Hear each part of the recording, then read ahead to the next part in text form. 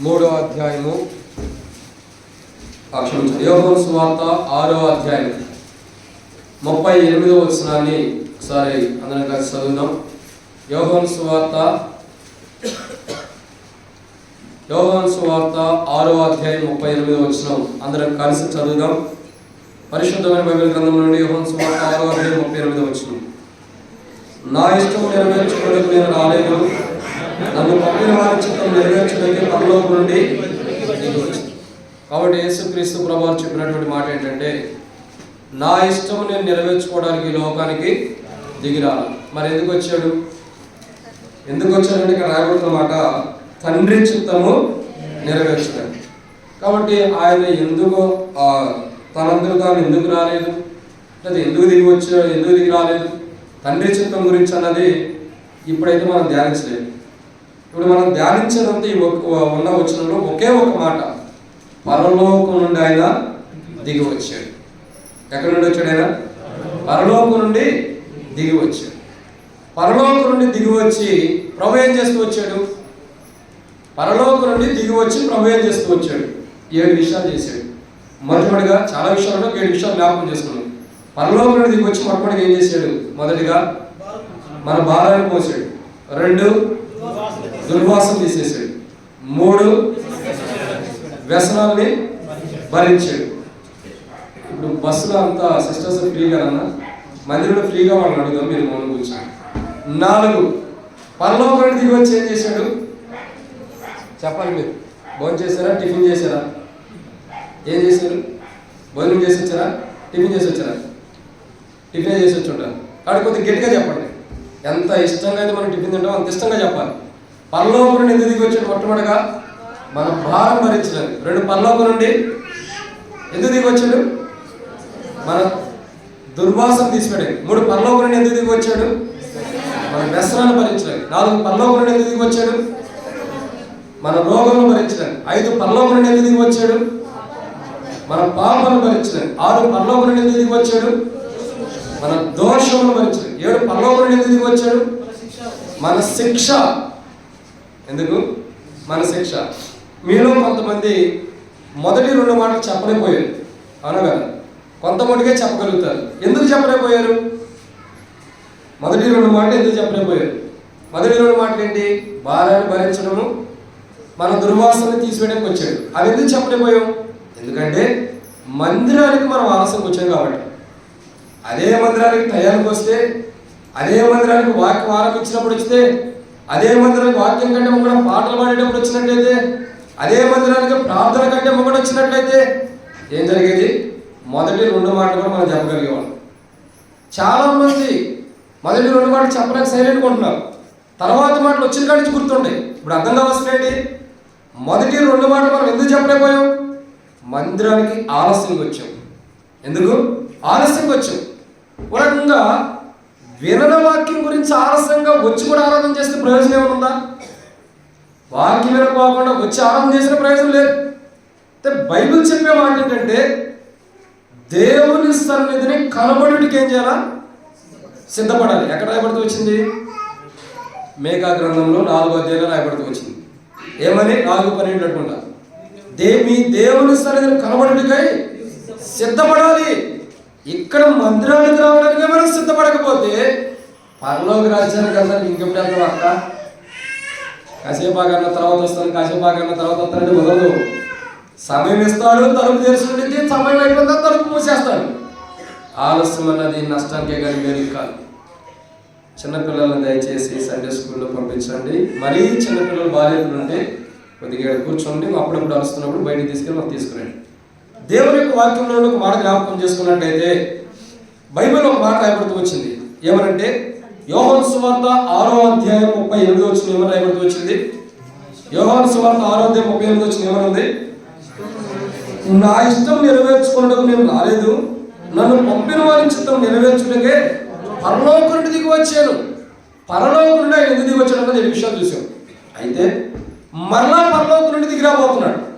ఎక్కడికి దిగి రాబోతున్నాడు? మరలా పరలోకానికి వచ్చాడు. పరలోకం నుండి భూమి మీదకి వచ్చాడు, సత్రంలో ఉన్నాడు, తర్వాత పశువుల బాధలు పెట్టబడుతూ వచ్చాడు, దేవాలయంలోకి వచ్చాడు, ప్రశ్నలు అడుగుతూ వచ్చాడు, తర్వాత అందరి చేత అవమానించబడ్డాడు, సిలువ వేయబడ్డాడు, చనిపోయాడు, సమాధి చేయబడ్డాడు, సిలువకి ఎక్కిన తర్వాత సమాధిలో పెట్టబడ్డాడు, తిరిగి పునరుద్ధారణ ఇచ్చాడు, పరమను కొనుక్కోబడుతూ వచ్చాడు. అది అపొస్తలుల కార్యం 1వ అధ్యాయంలో మనం చూస్తూ వస్తాం. పరమను కొనుక్కోబడిన తర్వాత ఏం జరుగుతుంది? కొనుక్కోబడిన తర్వాత ఏముంది? పరలోకం నుండి మళ్ళీ ఎలా వస్తున్నాడంటే, ఎక్కడికి వస్తున్నాడు పరలోకం నుండి? చెప్పండి, మళ్ళీ ఎక్కడికి వస్తున్నాడు పరలోకం నుండి? పెద్దగా చెప్పండి. పరలోకం నుండి దిగి వచ్చి ఎక్కడికి వచ్చాడు? మొదట భూమి మీదకి అనుకోండి, సరే సత్రం అన్నది ఏదైనా భూమి మీదకి. మళ్ళీ రెండోసారి ఎక్కడికి రాబోతున్నాడు పరలోకం నుండి? చెప్పండి, కొద్దిగా పెద్దగా చెప్పండి. తెలుసా తెలీదా? మా మధ్యలో 2 అడుగుతా. తెలిస్తే మాట్లాడేది, తెలకపోతే మాట్లాడేది నేనే చెప్పేస్తాను. తెలుసా తెలీదా? పరలోకం నుండి ఎందుకు ఎక్కడికి వస్తున్నాడంటే మధ్యాకాశానికి వస్తున్నాడు. మధ్యాకాశానికి దేనికి వస్తున్నాడు?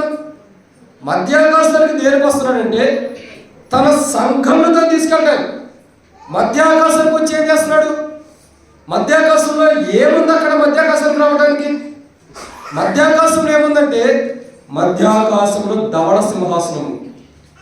మధ్యాకాశంలో ధవళ సింహాసనం ఉంది, తీర్పు ఉంది. మధ్యాకాశానికి ఏముంది? తీర్పు ఉంది. తీర్పు అయిన వాడు తీర్పుకి బహుమానం పొందిన వాడు దేవురాజ్యం ప్రభుత్వపడి మరలా భూమి మీద అడుగు పెట్టబోతున్నారు. చూడండి, ఈ భూమి మీద నుంచి మనం తీసివేయబడిన తర్వాత, అది చనిపోయినా ప్రభు వస్తే ఎత్తబడినా, ఒకసారి ఈ భూమి మీద నుంచి మనం వెళ్ళిపోయిన తర్వాత మరలా ఈ భూమి మీదకి మనం వస్తాం. అర్థమవుతుందండి? ఈ భూమి మీద నుంచి మనం వెళ్ళిపోయినా మరలా ఈ భూమి మీదకి మనం వస్తాం. ఎప్పుడు వస్తాం? యేసు ప్రభువు మధ్యాకాశానికి వచ్చినప్పుడు మృతులైన వారు మొదట లేచిన తర్వాత ఆ మీద సజీవమైన ఉండే మనము ఆ వారితో మేఘ మీద కొనుక్కోబడి మధ్యాకాశానికి వెళ్ళిన తర్వాత ప్రభు సింహాసనాసుడే ధవళ సింహాసనం మీద ఉన్నప్పుడు, ప్రభు సింహాసనం మీద ఉన్నప్పుడు ఏం జరిగింది? ప్రతి విశ్వాసికి వారి వారి క్రియలు చొప్పున జీతం ఇస్తున్నాడు. జీతం పొందిన తర్వాత 2 రకాల జీతాలు ఉన్నాయి. నీతిమంతుడిగా ఉండి నీతి కలిగిన జీవితం, అనీతిమంతుడిగా ఉండి వాడికి కలిగిన జీవితం సపరేట్గా ఉంది. వారి వారి క్రియలను బట్టి ఏం చేస్తున్నాడు? జీతం ఇస్తున్నాడు. ఈ జీతం ఎక్కడ ఉంది? మధ్యాకాశంలో.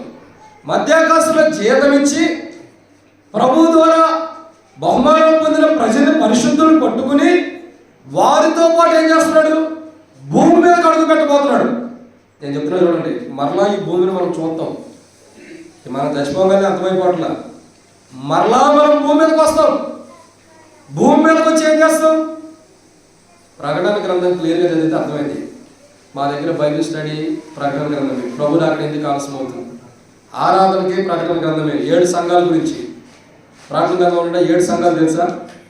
స్మరణ, పెర్గమ, తుయితైర, సార్దీసు, ఫిలదెల్ఫియా, లవోదికయ, ఇట్లా 7 సంఘాలు ఉన్నాయి. ఇప్పుడు ఒక్కొక్క సంఘం గురించి ఒక్కొక్క నెల, 6 సంఘాల గురించి 6 నెలలు ధ్యానించాం. 7వ సంఘం ఉంది లవోదికయ. నేను సంఘంతోనే 6 అయిపోయింది.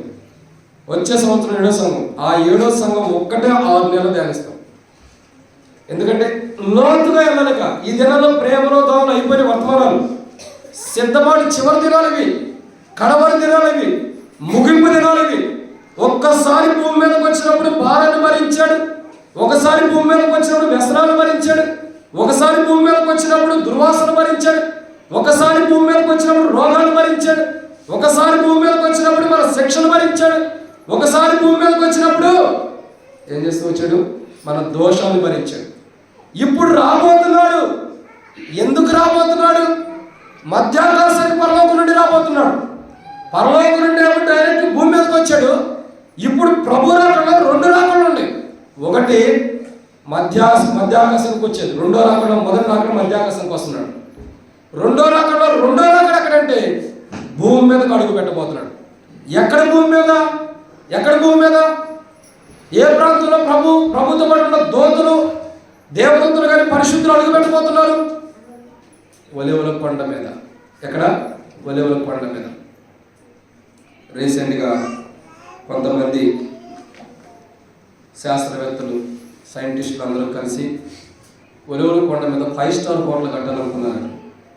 దాని వరకు ఏం చేస్తున్నారంటే ఆ యొక్క కొండ యొక్క పరిమితి ఎలా ఉంది అని శాస్త్రవేత్తలు అందరం కూడా చెక్ చేస్తుంటే వారికి తెలిసిన సత్యం ఏంటంటే ఈ కొండ కొన్ని రోజుల్లో పగిలిపోబోతుందని చెప్పారు. ఏం చెప్పారు? కొన్ని దినాల్లో కొన్ని సంవత్సరాల్లో పగిలిపోతుంది, ఇక్కడ మీరు కట్టిన వ్యర్థమేనని చెప్పారండి. సంఘం ఎక్కడికి వస్తుంది? పరిశుద్ధులు ఎక్కడికి వస్తున్నారు? మేకాయలు దూతలు ఎక్కడ దిగి వస్తున్నారు తెలుసా? భూమి మీదకి దిగి వచ్చి ఏం చేస్తున్నారు? సాతానుతో యుద్ధం చేస్తున్నారు. యుద్ధం చేసిన తర్వాత ఏమవుతుంది?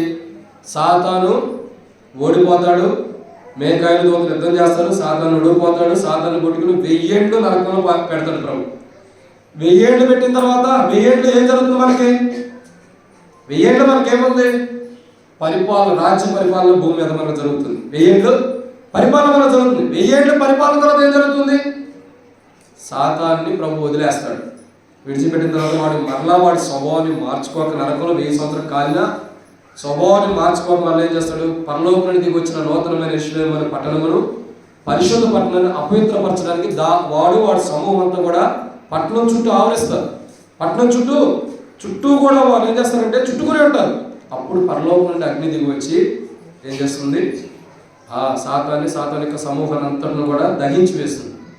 ఇక అప్పుడు సాతానుడు కొట్టిలాగా ధూళిలాగా కూడా మనకు ఉన్నాడు, పూర్తిగా ఆవిరైపోయింది. అయితే ఇది మనకు అర్థం కావాల్సిన కోణం. అయితే పరలోకం నుండి ప్రభు రెండవసారి ఎందుకు దిగి వస్తున్నాడు? మొదటిసారి దిగి వచ్చి 700 ఆశీర్వాదాలు ఇచ్చాడు. రెండవసారి ఎందుకు దిగి వస్తున్నాడంటే ఇవి 7 అనుభవాలు ఉన్నాయి. 700 అనుభవాలు మనం సిద్ధపడాలి. అవేంటన్నది మనం చూడగలము. ప్రభు నేడు కలిగించిన ప్రార్థన. ప్రేమ కలిగిన పరలోకమందున్న తండ్రి, పరిశుద్ధమైన దేవ, ప్రభువైన యేసుక్రీస్తు ప్రభువు యొక్క పరిశుద్ధమైన నామమున వందనాలు. మీరు ఇస్తున్న ఈ కృపకై వందనాలు. మీరు పరలోకం నుండి దిగి వచ్చారు, 700 ఆశీర్వాదాలు మాకు ఇచ్చారు. 700 అనుభవం కొరకై మీరు ఈ లోకాన్ని దిగి వచ్చారు. మాకు అనుభవం మరలా తిరిగి పరలోకం నుండి దిగి రాబోతున్నారు. దేవా, ఎందుకు వస్తున్నారన్నది కొన్ని విషయాలు ఉన్నాయి. దేనికి వచ్చారన్నది ఆరాధన. ఎందుకు వస్తున్నావు అనేది ఒక 7 విషయాలు ఉన్నాయి. వాటిని నేను ధ్యానించుకుంటూ మాకు తెరవబడిన ఆకాశం మాకు అనుగ్రహించండి. ఆకాశం ఇవ్వండి, పడజాలని స్థాయి దేవుని దయచేయండి. దేవా, ఇక్కడ కూర్చున్న ప్రజలకి నేను వాక్యం అందిస్తాను అర్థం వాడి మానవుని జ్ఞానం సరిపోదని అనుకుంటున్నాను. తెరవబడిన ఆకాశం మాకు అనుగ్రహించి ఆకాశం ఇప్పి పడజాలని స్థాయి పరిశుద్ధాత్మను అభిషేకించండి. మాకు మాకు నీ కృపాసక్తిని బట్టి నీ నామమున మహిమ కలుగును గాక. నీ ప్రజల పక్షాన నీ కూడా దేశం నన్ను జ్ఞాపకం చేసుకోండి. నా జ్ఞానం సరిపోదు, మానవుని జ్ఞానం వాక్యం ధ్యానించడానికి సరిపోదు. నీ జ్ఞానం అనుగ్రహించండి. ఎక్కడ కూర్చున్న నీ ప్రజలకి ఏ వాక్యం అవసరమో, ఏది బోధించాలో, ఏ వాక్య ప్రకారం సరి చేసుకోవాలో పరలోక జ్ఞానం మీరు అనుగ్రహించండి. దేవా, నీ జ్ఞానం పైన అభిషేకం సార్ అభిషేకించండి. పరిశుద్ధాత్మ అభిషేకం నడిపింపు మాకు దయచేయండి. ఈ దినం నీ వాక్యం అంతా దీవించమని మీ నడుపును కోరుకుంటారు. కేవలం ఈ వాక్యం బట్టి మా హృదయాలు కలిగించి నీ నామమున బయట తెచ్చుకున్నాం. నాతో మీరు మాట్లాడమని ప్రభువైన యేసుక్రీస్తు నామమున పేరిట శ్వాసతో ప్రార్థిస్తున్నాము తండ్రి. ఆమేన్. మిమ్మల్ని అందరూ ఒక ప్రశ్న అడుగుతాను, కరెక్ట్గా ఆన్సర్ చెప్పండి. చెప్తాను కూడా. ప్రతి ఆదివారం మీకు ఎప్పుడు క్లోజ్ అయిపోయింది ఆరాధన? బాగా గుర్తుంది, టైం బాగా చూస్తున్నట్టుకుంటా. 1:30 క్లోజ్ అయింది. ఈ ఆదివారం ఏంటి? నేను లేట్ వచ్చాను, మీరు లేట్ వచ్చారు. తర్వాత మాకు ఈరోజు కాకి దరిద్రం కొద్ది నర్సాపూర్ దగ్గర బస్సులు రాను ఒక గంట సేపు. ఎందుకంటే ఎప్పుడు పావుగంట కొట్టి ఉండేది. ఎందుకు రావట్లేదంటే ప్రైవేటు ఆ బస్ డ్రైవర్ని ఎవరో కొట్టారంటే వాళ్ళు ఆపేసేసారు, బస్సులన్నీ ఆపేసారు. గవర్నమెంట్ ఆయన వచ్చినప్పుడు ఎక్కించుకొచ్చాడు. సరే, దేవుని పొందనాలు, ఎవరో ఒకళ్ళు వచ్చారు కాబట్టి ఆలస్యమైంది. కాబట్టి ఇప్పుడు కూడా ఈ వారం ఏమైంది? కొద్దిగా ఆలస్యమైంది. కొద్దిగా అంటే 3-2 చేయను, కొద్దిగా 10 నిమిషాలు అటు ఇటు అయింది, ఓర్చుకోండి. ఎందుకంటే మళ్ళీ రాను కదా. ఈ ఆదివారం పోయిందంటే వచ్చే ఆదివారం మేము ఉన్నాం కాబట్టి కొద్దిగా ఓర్పుతాం. కానీ కొన్ని అద్భుతమైన ఆలోచనలకు మనం ప్రవేశిద్దాం రండి. మొట్టమొదటిగా ప్రభు ఒకసారి పరలోకం నుండి దిగి వచ్చి 700 ఆశీర్వాదాలు మనకి ఇచ్చాడు. ఇది మనం ఆరాధనలో చూసాం. ప్రభు వల్ల చూసినట్టయితే ప్రభు మరలా దిగి వస్తున్నాడు. ఎందుకు దిగి వస్తున్నాడు? పరలోకం నుండి 700 అనుభవం మనకు కావాలి. ఎందుకు దిగి వస్తున్నాడు? దేని కొరకు పరలోకాన్ని దిగి వస్తున్నాడు? ఏమన్నాడు? పరలోకం నుండి దిగి వచ్చింది అన్నాడు కదా. ఒకసారి దిగి వచ్చి ఏం చేశాడో చూసాం. మరలా పరలోకం నుంచి దిగి వస్తున్నాడు. ఎందుకు దిగి వస్తున్నాడు అంటే 7 అనుభవాలు కావాలి. దాంట్లో మొదటి మాట చూద్దామండి. ప్రభు వాక్యం చూస్తుంది. లూకాసు వార్త 19వ అధ్యాయం 9వ వచనం. లూకాసు వార్త 19వ అధ్యాయం 9వ వచనం. స్పీడ్గా చదవగలిగిన వారు త్వరగా చదవండి. చదవచ్చిన వారు లూకాసు వార్త 19వ అధ్యాయం 9వ వచనం. అందుకు యేసు ఇతడును అబ్రహాము కుమారుడే, ఎందుకనగా నేడు ఈ ఇంటికి రక్షణ వచ్చి ఉంది. కానీ ఎందుకు దిగి వస్తున్నాడు తెలుసు? యేసు ప్రభువారు పరలోకం నుండి యేసుక్రీస్తు ప్రభువారు ఎందుకు దిగి వస్తున్నాడంటే, అబ్రహాము కుమారుడై ఉండి రక్షించబడిన వారిని తీసుకెళ్ళడానికి లోకానికి వస్తున్నాడు. ఎందుకు మధ్యాకాశానికి దిగి వస్తున్నాడు? ఎందుకు పరలోకం నుండి మధ్యాకాశానికి దిగి వస్తున్నాడు? పరలోకం నుండి ఎందుకు దిగి వస్తున్నాడు అంటే, రక్షించబడిన వారిని తీసుకెళ్ళడానికి. ఎలా రక్షించబడిన వారిని? ఏమి రక్షించబడిన వారిని? ఆత్మ రక్షించుకునే వారిని. ప్రభు దగ్గరికి వచ్చి తమ పాపలను, తమ బలహీనతను ఒప్పుకొని తమ ఆత్మీయ జీవితం, తన విశ్వాస జీవితాన్ని కాపాడుకుంటూ రక్షణ పొందినటువంటి క్రైస్తవులను తీసుకెళ్ళటానికి పరలోకం నుండి ప్రభు దిగి వస్తున్నాడు. ఒకసారి దిగి వచ్చేమో మానవుల కొరకై చనిపోయి సమాజం తిరిగి లేచాడు. మరొకసారి ఎందుకు పరలోకం నుండి దిగి వస్తున్నాడంటే, రక్షించబడిన వారిని తీసుకెళ్ళటానికి. ఎవరైతే రక్షించబడ్డారో, ఎవరైతే రక్షణ పొంది ఉన్నారో, ఎవరైతే తుదిమడికి రక్షణ కాపాడుకుంటూ వచ్చారో, అటువంటి వారిని తీసుకెళ్ళడానికి లోకంకి వచ్చింది. రక్షణ ఎప్పుడు వరకు కాపాడుకోవాలా? ఎప్పటి వరకు? ప్రభు వచ్చే వరకు, లేదా మనం పోకడం వరకు, మన అంతము లేదా ప్రభు వచ్చేంత వరకు కూడా. ఈ లోకంలో మనం చివరి గడికి జీవించేంత వరకు, తుది శ్వాస విడిచేంత వరకు, ఈ లోకం నుండి మనం తీసివేయబడి సమాధులు పెట్టేంత వరకు కూడా మన రక్షణ మనం ఏం చేయాలా? కాపాడుకుంటూ ఉండాలి. ఎవరైతే రక్షణ వణుకుతూ భయముతో కాపాడుకుంటారో, భయముతోనూ వణుకుతూ ఎవరైతే తమ సొంత రక్షణ కాపాడుకుంటూ వస్తారో, పరలోకం నుండి దిగి వచ్చి వారిని కొనిపోతాడు ప్రభు. ఎవరిని తీసుకెళ్తాడు? పరలోకం నుండి వస్తున్నాడు. ఎందుకు పరలోకం నుండి వస్తున్నాడంటే, ఒకసారి వచ్చాడు, మనకు కావాల్సి ఇచ్చాడు. మరలా ఎందుకు పరలోకాల నుండి వస్తున్నాడంటే, రక్షణ పొందిన వారిని, తన నామమును బట్టి రక్షించబడిన వారిని, తన నామమును బట్టి రక్షణ పొందిన ప్రతి మానవుడిని తిరిగి తీసుకెళ్ళడానికి వస్తున్నాడు. ఎక్కడికి? తిరిగి తీసుకెళ్తారు. ఎవరైతే రక్షించబడ్డారో, ఎవరైతే రక్షణ పొందుతూ వచ్చారో వారిని తన రాజ్యాన్ని తీసుకెళ్ళడానికి వస్తున్నాడు. రక్షించబడిన ప్రతి వ్యక్తిని తన దగ్గరికి తీసుకెళ్ళడానికి, తనతో పాటు ఉండించడానికి, తన రాజ్యంలో పెట్టడానికి, తన రాజ్యంలో మనకు స్థానం ఇవ్వడానికి, రక్షణ పొందిన ప్రతి మానవుడిని తీసుకెళ్ళడానికి ఈ లోకానికి ప్రభు వస్తున్నాడు. ప్రభు ఎందుకు వస్తున్నాడు తెలుసా? పరలోకం నుండి క్షమించండి, మొదటిసారి వచ్చినప్పుడు మనకేం కావాలో ఇవ్వటానికి వచ్చాడు. రెండోసారి ఎందుకు వస్తున్నాడు? పరలోకం నుండి ఎందుకు దిగి వస్తున్నాడంటే, ఈ లోకానికి ప్రభు వచ్చినప్పుడు ప్రభువుని బట్టి రక్షించబడిన వారు, ప్రభువుని బట్టి రక్షణ పొందినటువంటి బిడ్డల్ని ప్రభు తీసుకెళ్ళడానికి, కొనిపోవటానికి పరలోకం నుండి దిగి వస్తున్నాడు. ఇది మొదటి మాట. అయితే రక్షించబడిన వారిని ప్రభు తీసుకెళ్తున్నాడని సంతోషించొద్దు. రక్షించబడిన వారిని పరలోకానికి ప్రభు తీసుకెళ్తాడని సంతోషించొద్దు. రక్షణని కాపాడుకోకపోతే, తమ సొంత రక్షణని కొనసాగించకపోతే ఏమైంది? ప్రభు ఒక మాట అన్నాడు ప్రకటన గ్రంథంలో, మీరు చూసినట్టయితే 3వ అధ్యాయంలో, జీవ గ్రంథంలో వారి పేరు ఏ మాత్రమును తుడిచిపెట్టనన్నాడు. జీవగ్రంథం పేరు రాయబడి ఉంది, తుడిచిపెట్టనన్నాడు. అంటే అర్థం ఏంటి?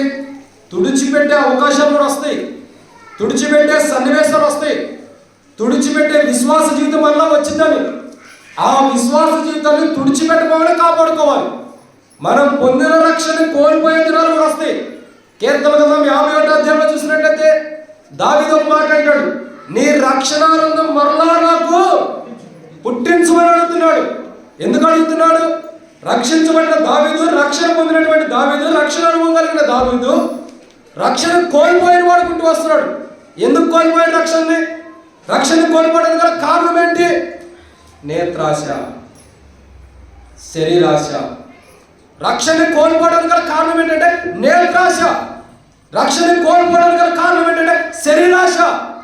దావీదు, మీరు చూసినట్లయితే దావీదు యొక్క చరిత్ర చూస్తే 2వ సమయంలో 11వ అధ్యాయంలో చూస్తే మొదటి 2 వచనాల్లో చూసినట్లయితే, బెత్షెబా అనే స్త్రీ స్నానం చేస్తున్నప్పుడు తొంగి చూసాడు రాజు. తొంగి చూసి ఆమె సౌందర్యం చూసి ఆమె ఇంటికి తీసుకొచ్చి తన భర్త ఉన్నప్పుడు కూడా ఆమెతో వ్యభిచారం చేశాడు. ఎందుకు అలా చేస్తూ వచ్చాడు? శరీరాశ. ఎందుకు అలా చేస్తూ వచ్చాడు? నేత్రాశ. ఈ నేత్రాశను బట్టి, శరీరాశను బట్టి పొందిన రక్షణ దాన్ని కోల్పోతూ వచ్చాడు. ఈరోజు మనం కూడా కోల్పోవడానికి అదే కారణం. రక్షించబడిన వారుగా దేవుని రాజ్యానికి వెళ్తామంటే సంతోషించొద్దు. రక్షించబడిన వారిని తీసుకెళ్ళడానికి వస్తున్నాడు. కానీ మనం ఏం చేయాలా? మన రక్షణను కాపాడుకోవాలంటే నేత్రాశ ఉండకూడదు, శరీరాశ ఉండకూడదు. శరీరాశ నేత్రాశ కలిగిన వారు రక్షణ పొందినా దాన్ని కోల్పోయినట్లే. రక్షణ పొందినా దాన్ని కోల్పోయినట్లే. చాలామంది శరీరాశలు ఉంటాయి. ఏమని? నా యొక్క దేహాన్ని సౌందర్యంగా చూసుకోవాలి, నా దేహాన్ని ఎంత అందంగా పెట్టుకోవాలి. చాలామంది క్రైస్తవులు వారి జీవితాన్ని చూస్తే ఎలా చెబుతున్నారని తప్పుగా అనుకోవద్దు. మీ గురించి కాదు లెక్క. ఎలా ఉంటుందో తెలుసా? మందిరానికి వచ్చేటప్పుడే మన మందిరంలో తక్కువ కానీ అనేక మందిరాల్లో చూస్తే లిప్టిక్ తీసుకొస్తారు, డ్రెస్సులు అసభ్యకరం, ఇంకా ఫేస్ ప్యాక్లు, వీటన్నిటికంటే దరిద్రమైన తెలుసా? నల్లగొండ తెల్లగొండ. తర్వాత దేవునికి ఎరుక మన హృదయం ఏంటంటే చేతులు నిండా ఇంత బారు పెట్టుకొస్తారు. ఏంటిది అది? మెహిందీ అంటారు, రకరకాల గోరింటాకులు పెట్టుకొస్తారు. ఇప్పుడు ఎక్కడ కూడా ఉందో పసుపు రాసి పెట్టారు, దాని గురించి నేను మాట్లాడలేండి. ప్రతి మనిషి ఒక్కొక్క శరీరాశులు సౌందర్యవంతులు కావాలని. అసలు క్రీస్తులో దేవుడు వల్ల సౌందర్యవంతులు చేశాడు. క్రీస్తులో మనం రూపాంతరం చేసుకున్నాడు. మన రూపం ఎలాంటిదో తెలుసా? మనం ఇక్కడ చూసుకునే రూపాలు కాదు. ఈ ఫేర్ అండ్ లవ్లీలు, ఫేస్ ప్యాక్ లాంటి రూపం కాదు. నిజమైన రూపం ఏంటి? ఆదికాండం 3వ అధ్యాయం చూస్తే దేవుడు తన పోలికలో తన రూపము చొప్పున మనం సృష్టించాడు. ఎలా తయారు చేశాడు? ఎటువంటి రూపం మనకి ఇచ్చాడు తెలుసా? తన రూపాన్ని, తన రూపము సొగసైనను స్వరూపమైనను కోల్పోయిన ప్రభు రూపం అంతకుముందు ఎలా ఉంది? సౌందర్యవంతుడుగా ఎంతో చూడముచ్చటైన ప్రభు ఎలా ఉన్నాడో అంత చక్కని రూపాన్ని మనకు ప్రభు ఇచ్చాడు. కానీ మనం ఏం చేస్తాం?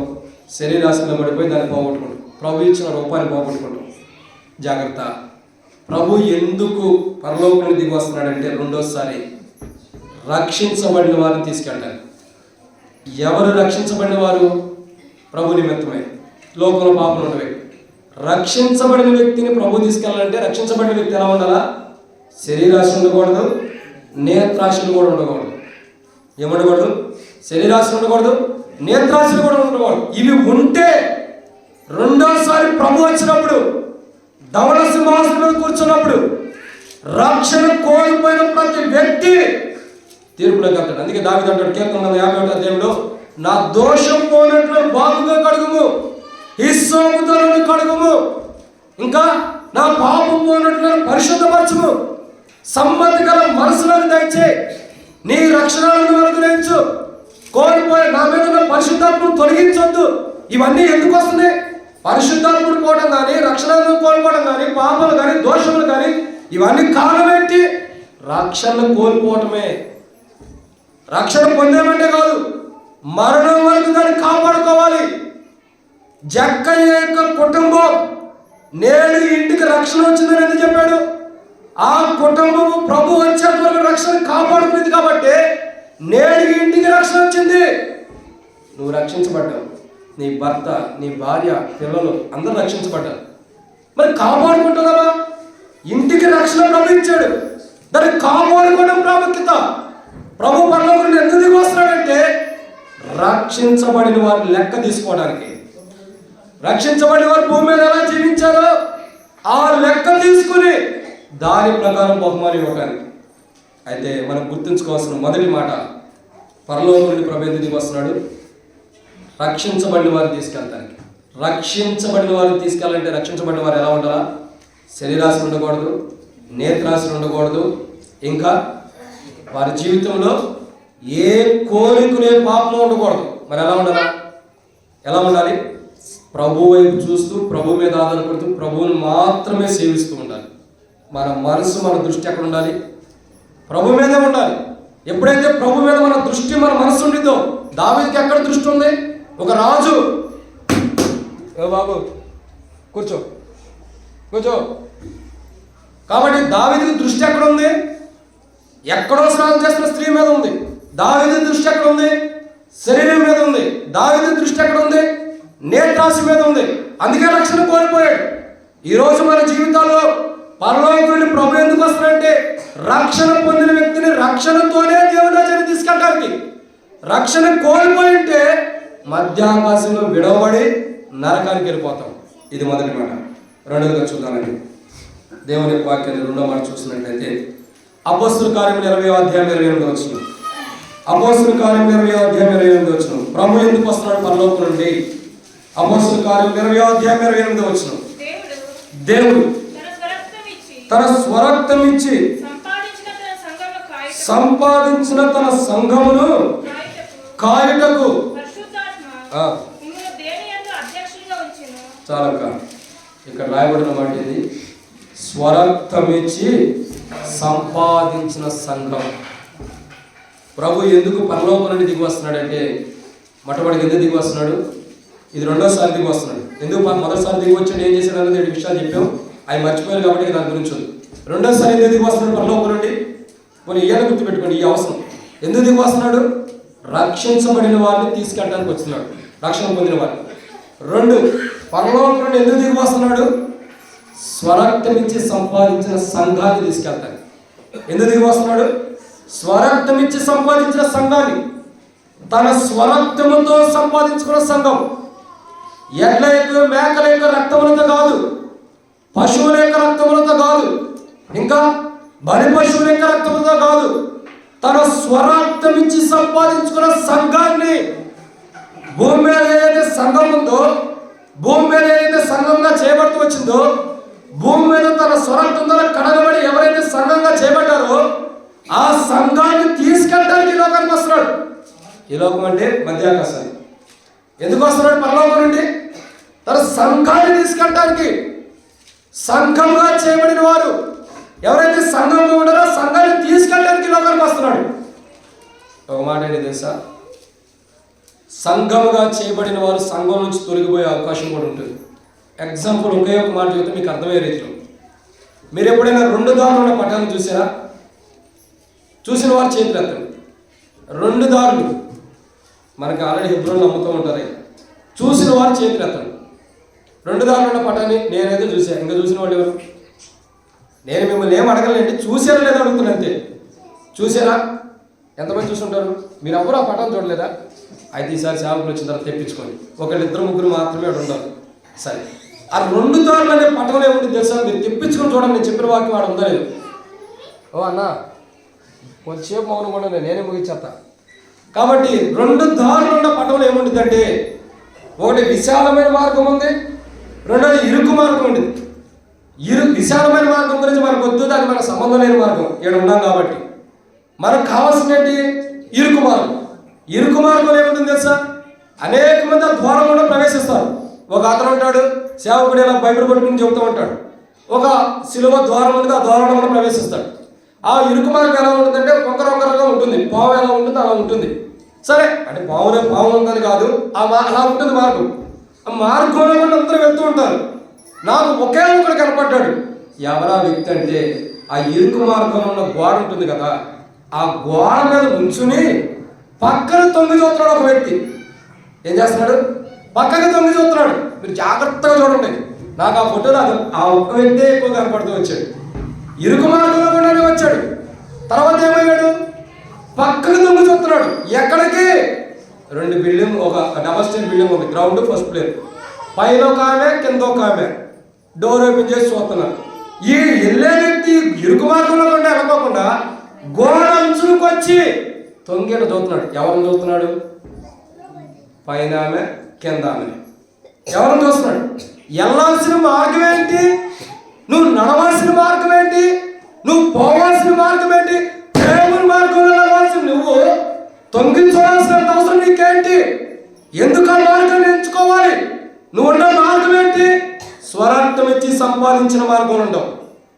స్వరార్థం ఇచ్చి సంపాదించిన సంఘం యొక్క మార్గం ఉండవు. స్వరార్థం ఇచ్చి సంపాదించిన సంఘం యొక్క మార్గంలో ఉంటూ, సంఘంలో ఉంటూ, సంఘంలో విశ్వాసురాలుగా ఉంటూ, దేవుని బిడ్డగా దేవుని ప్రజలుగా ఉంటూ, సంఘంలో ఒక సభ్యుడిగా చేర్చబడి లోకముతో నీకు పనేంటి? నువ్వు సంఘము. నిన్ను కొనడం కొరకు స్వరక్తాన్ని ఇచ్చాడు. స్వరక్తంలో నిన్ను కొనుక్కున్న, తన ప్రాణాన్ని నీ కొరకు ఇచ్చి కొనుక్కున్నాడు ప్రభు. నీకు లోకంతో పనేంటి? సంఘమా లోకమా? 2 కావాలి. మన సంఘంలో ఉండాలా, లోకంలో సంఘంలో ఉన్న వ్యక్తికి లోకంలో పనేంటి, లోకంతో పనేంటి అంటే, లోకం అంటే జాబులు కూలి పనులు చేసుకోవద్దని అట్లా. లోకం అంటే పాపం, సంఘం అంటే పరిశుద్ధత. సంఘంలో ఉన్న నువ్వు లోకంతో నీకు పనేంటి? చాలా మంది విశ్వాసం చేసే తప్పులేంటి తెలుసా? ప్రతి ఆదివారం వాళ్ళ దగ్గరికి వస్తారు, ప్రభా నేను ఈ తప్పు చేసి ఆ తప్పు చేసి క్షమించంటాడు. పోయిన ఆదివారం ఏం చేశా? ఇదే పనిగా చేసింది. అంతకుముందు ఆదివారం ఏం చేశా? ఇదే పని. అంతకుముందు ఆదివారం ఇదే పని. ఇక జీవితం మొత్తం ప్రతి ఆదివారం మందిర బల దగ్గరికి వచ్చి నన్ను క్షమించి ప్రభు ఈ తప్పు చేసినట్టు ఎన్నిసార్లు చేస్తా, ఎన్నిసార్లు క్షమాపణ అడుగుతారు. ఆయన కూడా విసుకొచ్చింది. ఆయన కూడా ఇట్లాంటి వాళ్ళు అని అనుకునేదా మనం తెచ్చుకోవద్దు. ఆయన ఎప్పటికీ శాశ్వతమైన ప్రేమ చూపించేవాడే, తెచ్చుకోవద్దు. ఎన్నిసార్లు గద్దించినా లోబడిన వాడు తిరుగులేకుండా నాశనమవుతాడంట. ఆ నాశనం తెచ్చుకోవద్దు. నువ్వు సంఘంలో ఉండవు, స్వరాక్తిమించి సంపాదించిన సంఘంలో ఉండవు, శ్రేష్ఠకరమైన సంఘంలో ఉండవు. లోకంతో నీకు పని లేదు. సంఘం గురించి ఒక మాట ఉంది. పౌలు అంటాడు, నేను లోకము నాకును వేయబడినోడు. చెప్పండి, నేను లోకము నాకును వేయబడినోడు. చెప్పండి, నేను లోకము నాకును వేయబడినోడు. చెప్పండి, నేను లోకము నాకును. ఫస్ట్లో కొద్దిగా వచ్చింది సౌండ్, తర్వాత ఇంకొద్దిగా వచ్చింది, తర్వాత ఇంకొద్దిగా వచ్చింది, మరి తర్వాత అసలే ఆగిపోయింది. అంటే అర్థం ఏంటి? సంఘంలో ఉండంగానే మనం ఇంకా లోకానికి సిలువ వేయబడాల. సంఘంలో ఉన్నామే కానీ ఇంకా సిలువ వేయబడాల. సిలువ వేయబడిన అనుభవంలోకి మనం రావాలి. సిలువ ఎందుకు వేయబడుతుంది? పాపం నిమిత్తమై, బలహీనతల నిమిత్తమై, అభ్యంతరం నిమిత్తమై సిలువ వేయబడుతుంది. సంఘంలో ఉంటూ కూడా సిలువ వేయబడిన అనుభవంలో, చనిపోయిన అనుభవంలో ఇంకా రాకపోతే ఇంకా సంఘంలోని ప్రయోజనం ఏంటి? బలలో పాల్గొనే ప్రయోజనం ఏంటి? బైబిల్లో ఒక మాట రాయబడి వచ్చింది. అపోస్తలుడైన పౌలు కొరింథీయులకు రాసిన మొదటి పత్రిక 11వ అధ్యాయంలో ఏమంటాడంటే, మీలో అనేకులు చాలా మంది ఏమై ఉన్నారు? గట్టిగా చెప్పండి, ఏమై ఉన్నారు? మరలా చెప్పండి, చెవి గలవారు వినును గాక. ఏమై ఉన్నారు? మరలా చెప్పండి. నేను ఎందుకు చెప్పమంటే తెలుసా? నిద్రించేవారు మేలుకుంటారని. ఏమంటాడు పౌలు? మీలో చాలా మంది బలహీనులు, రోగులు ఎందుకై ఉన్నారు? ఎందుకు చాలా మంది చచ్చిపోతున్నారు? ఎందుకంటే బల్ల యొక్క జీవితంలో సంఘంలో ఉంటూ కూడా లోకాన్ని ఆశ్రయించారు కాబట్టి, సంఘంలో ఉంటూ కూడా లోకం వైపు చూశారు కాబట్టి మీలో అనేకులు రోగులు, బలహీనులు చాలా మంది నిద్రిస్తున్నారని పౌలు అంటున్నాడు. నువ్వేమో దేవుని బిడ్డవి, నీకు కావాల్సిందేమో లోకం. ఎట్ట సెట్ అయింది? ప్రభు ఏమంటాడు? లోకం మిమ్మల్ని ద్వేషించును. ఏమన్నాడు ప్రభు? పౌలేమో నేను లోకాన్ని సిలువ వేయబడ్డాను అంటాడు. ప్రభు ఏమో లోకం మిమ్మల్ని ద్వేషించును.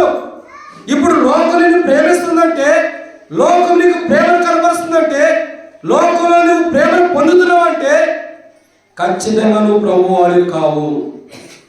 సంఘం కాదు, రక్షణ మార్గం బాప్తిసం సంఘంగా నువ్వు చేయబడాలా. ఎప్పుడు చేయబడ్డావు? లోకం నిన్ను ద్వేషించాలా, లోకానికి నువ్వు సిలువ వేయబడాలి. ఈ రోజుల్లో చాలా మంది యొక్క జీవితాలు యవనస్తులు జరిగేది తెలుసా?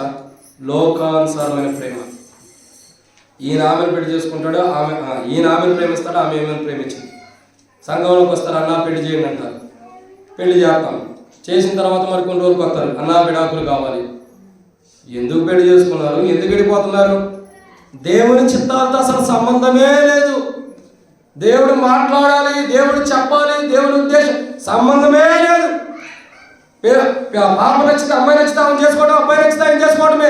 ఎత్తు పని ఉండకూడదు, నల్ల పని ఉండకూడదు, ముక్కు వంకర ఉండకూడదు, మూత వంకర ఉండకూడదు, నల్ల ఉండకూడదు, బాగుండాలి, పిల్లలు చేసుకోవాలి. రూపాన్ని చూసి చేసుకుంటున్నాం. ప్రబలి కదా, మనుషుడు అంతరంగ హృదయాన్ని చూస్తాడు, దేవుడు అంతరంగానే చూస్తాడు.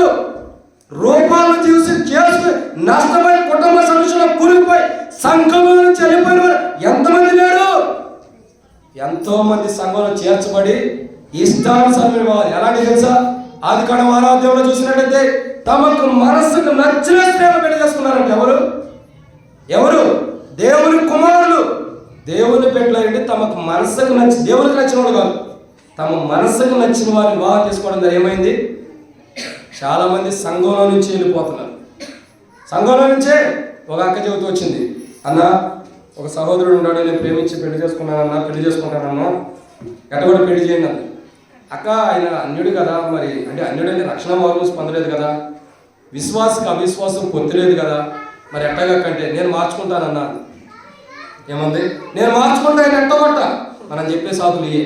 నేను మార్చుకుంటా, మార్చింది. ఆయనతో పాటు సినిమాకి వెళ్తుంది, జీవితం మార్చుకుంది. ఏమో రక్షణ మార్గం బాప్తిసం పొందినామే, ఇప్పుడు ఏమో మార్చుకుంది, ఆయన మార్చడం కాదు. ఏమో ఆయనతో పాటు సినిమాకి వెళ్తుంది, ఆయనతో పాటు పబ్బులకి వెళ్తుంది, ఆయనతో పాటు ఇష్టం వచ్చినట్టు జీవిస్తుంది. ఏమో మారింది, ఆయన మారలా. జాగ్రత్త, నువ్వు మార్చాలంటే ఎవడో మారడు, ప్రభువు మార్చాలి. నువ్వు సంఘంలో ఉండవు, నువ్వు మారకూడదు. సంఘం ఉండవు, నువ్వు మార్పు చెందకూడదు. లోకంతో నీకు సంబంధమే లేదు. సంఘాన్ని తీసుకెళ్ళడానికి పరలోకం నుండి వస్తున్నాడు. నువ్వు సంఘంగా ఉండకపోతే ఏమైంది? సంఘంగా ఉండకపోతే లోకంలో ఉండట్టే. తద్వారా ఏమైంది? సంఘము బహుమానం పొందింది. స్వరక్తం ఇచ్చి సంపాదించిన సంఘంలో నుండి బయటికి వెళ్ళిపోయిన వారు ఏమవుతారు? వారికి చెప్పిన బహుమానం ఉందన్నాడు. 12 బహుమానం ఏది వస్తుందో గుర్తుపెట్టుకో. లోకంలో ఉండవా, సంఘంలో ఉండవా? సంఘం ఉంటే ప్రభు నిన్ను కొనిపోతాడు, తీసుకెళ్ళడానికే పరలోకం నుండి వస్తున్నాడు. పరలోకం దిగి వస్తున్నాను అన్నాడు, దిగి వచ్చానన్నాడు. ఎందుకంటే సంఘాన్ని తీసుకెళ్తాను, స్వరక్తం ఇచ్చి సంపాదించిన సంఘాన్ని. సంఘమా లోకమా? రెండో మాట పరీక్షించుకున్నాను. బల్ల పనులు 3వ మాట చూడండి. అపోస్తలుడైన పౌలు రోమీయులకు రాసిన పత్రిక 20వ అధ్యాయం 6వ వచనం. అపోస్తలుడైన పౌలు రోమీయులకు రాసినటువంటి పత్రికలో మనం క్షమించండి ఒక మాట రాయబడుతూ వచ్చింది. అపోస్తలుడైన పౌలు రోమీయులకు రాసిన పత్రిక మనం జాగ్రత్తగా అర్థం చేసుకున్నట్లయితే ఒక మాట క్షమించండి, ప్రకటన గ్రంథం 20వ అధ్యాయం 6వ వచనం. ప్రకటన 20వ అధ్యాయము 6వ వచనం. The book of Revelation chapter 20 verse 6. ఈ మొదటి పునరుద్ధానంలో పాల్గొనేవారు ధన్యులు, పరిశుద్ధులై ఉన్నారు. ఇట్టి వారి మీద రెండవ మరణము అధికారము లేదు. వీరు దేవునికి క్రీస్తుకును యాజకులై క్రీస్తుతో కూడా 1000 సంవత్సరములు రాజ్యం చేయుచున్నారు. సరే, మనం రాజ్యం చేస్తాం లేదో తర్వాత చూద్దాం. మనకు కావాల్సింది ఏంటి? పరిశుద్ధులు. ఎవరు వీళ్ళు? ప్రభు వచ్చినప్పుడు ఎవరు లేపుతున్నాడు? పరలోకానికి దిగి వచ్చిన తర్వాత పరిశుద్ధుల్ని. ఎవరిని? పరిశుద్ధులు. పరిశుద్ధులు ఎలా లేస్తున్నారు? మహిమ గల శరీరంతో లేపబడుతున్నారు. ఎలా? మహిమ గల శరీరంతో. ఇది అర్థం కావాల్సింది ఏంటంటే, మొదటిసారి వచ్చి ఏమిచ్చాడో చూస్తున్నాం. మరలా పరలోకం నుండి ఎందుకు దిగి వస్తున్నాడు? మొట్టమొదటి ఎందుకు దిగి వస్తున్నాడు? రక్షణ పొందిన వాడిని తీసుకెళ్తాడు. 2 పరలోకం నుండి ఎందుకు దిగి వస్తున్నాడు? స్వరక్తం ఇచ్చి సంబంధించిన సంఘాన్ని తీసుకెళ్తాడు. 3 పరలోకం నుండి ఎందుకు దిగి వస్తున్నాడు? పరిశుద్ధుని తీసుకెళ్తాడు. ఎందుకు పరిశుద్ధుని తీసుకెళ్ళడానికి దిగి వస్తున్నాడు? పరిశుద్ధులు భూమి మీద దేవుని చూశారు కాబట్టి. ఏమంటాడు? దేవుని చూడాలంటే మనకి ఏం కావాలా? పరిశుద్ధత లేకుండా ఎవడను దేవుణ్ణి చూడలేడు. ఇప్పుడు పరిశుద్ధత ఉందంటే మనం దేవుని చూసాము లేదా? భూమి మీద చెప్పండి. పరిశుద్ధత ఉందంటే దేవుని చూసాము లేదా? విశ్వాస జీవితంలో చూసినట్లే, ఆత్మీయ జీవితంలో చూసినట్లే. ప్రభు ఎలా ఉన్నాడు? దేవుని స్వరూపం ఏంటి? దేవుని రూపం ఎలా ఉందో తెలుసా మీకు? ఎలా ఉంది? నేను చెబుతా. యోహాను సువార్త 1వ అధ్యాయం చూసినట్టయితే, ఆ వాక్యమే శరీరధారి అయి 14వ వచనంలో కృపా సత్య సంపూర్ణ మన మధ్య నివసించడానికి వచ్చింది. 12వ వచనం చూసినట్టయితే, ఆదియందు వాక్యముండు, వాక్యమే దేవుడైన, వాక్యమే దేవుని యొద్ద ఉండెను. ఇప్పుడు దేవుడు ఎలా ఉన్నాడు? వాక్యంలా ఉన్నాడు. ఎలా ఉన్నాడు? వాక్యంలా ఉన్నాడు. పరిశుద్ధులు వాక్యం ప్రకారం జీవిస్తే, పరిశుద్ధులు వాక్యాన్ని అనుసరించి జీవిస్తే, పరిశుద్ధులు వాక్యాన్ని చదువుతూ వాక్య ప్రకారం ఉంటే, పరిశుద్ధులు వాక్యంలో ఉన్న ప్రభువుని చూడగలరు. భూమి మీద మనం దేవుని ఎలా చూడగలుగుతామంటే వాక్యాన్ని చదవటం ద్వారా. వాక్యాన్ని వినాలా, చదవాలా, హృదయంలో పెట్టుకోవాలి. ఎందుకు? ఒక మాట నేను అడుగుతాను. దారి తప్పిపోయిన మనల్ని దేవుడు సరి చేస్తాడా లేదా? మీరు చెప్పండి.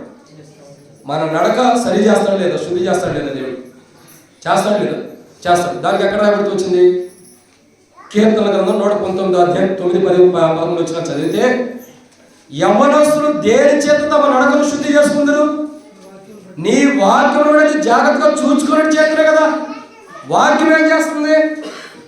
వాక్యం ఏం చేస్తుంది? నడక శుద్ధి చేస్తుంది. వాక్యం నడక శుద్ధి చేస్తుంది. వాక్యమే దేవుడే ఉన్నాడు కాబట్టి దేవుడు మానవుడి యొక్క నడకను శుద్ధి చేస్తున్నాడు. ఏం చేస్తున్నాడు? నడకను శుద్ధి చేస్తున్నాడు. పరిశుద్ధుని యొక్క నడకను శుద్ధి చేసి, పాపమున్న మానవుని యొక్క నడకను శుద్ధి చేసి పరిశుద్ధునిగా చేసి ఆయన తీసుకొని పోవడానికి లోకానికి వస్తున్నాడు. దేవుణ్ణి చూచే ప్రజల్ని, పరిశుద్ధత ఉండి దేవుని చూస్తున్న ప్రజల్ని దేవుని దగ్గరికి తీసుకెళ్ళడానికి, భూమి మీద దేవుని చూసిన ప్రజల్ని పరలోకంలో కూడా దేవుని దగ్గర దేవుని చూపించడానికి తీసుకెళ్ళడానికి ప్రభు ఈ లోకానికి వస్తున్నాడు. అయితే మనం ఏం చేయాలి? పరిశుద్ధత లేకుండా ఎవడను దేవుని చూడలేడు. ఇప్పుడు మనం ఏం చేయాలి? మరి రక్షణ మార్మోస్ బాప్తిసం పొందినంత మాత్రాన పరిశుద్ధత ఉందనుకోవటం పొరపాటు. కాపాడుకోవాలి. దాన్ని ఏం చేయాలా? కాపాడుకోవాలి. పరిశుద్ధత ఉందనుకోవడం పొరపాటు. పరిశుద్ధత ఉందనుకునే నష్టపోయే చాలా మంది ఉన్నారు. సౌలు ఏం చేస్తున్నాడు? సౌలుని దేవుడు ఎన్ని సంవత్సరాలు విడిచిపెట్టాడు? సరే, సౌలు ఎన్ని సంవత్సరాలు రాజుగా చేశాడు? ఎన్ని సంవత్సరాలు దేవుని చిత్తంలో రాసుకున్నాడు తెలుసా? మీకు అందరికి బైబిల్ తెలియనట్టు, సౌలు ఎన్ని సంవత్సరాలు దేవుని దృష్టిలో రాజుగా ఉన్నాడు? మరలా చెబుతున్నా, సౌలు ఎన్ని సంవత్సరాలు దేవుని దృష్టిలో రాజుగా ఉన్నాడు? మరలా చెబుతున్నా, సౌలు ఎన్ని సంవత్సరాలు దేవుని దృష్టిలో రాజుగా ఉన్నాడు? మీరు చెబితేనే ముళ్ళు ముందరకి ద్రాతాడం లేదు. ఎన్ని సంవత్సరాలు?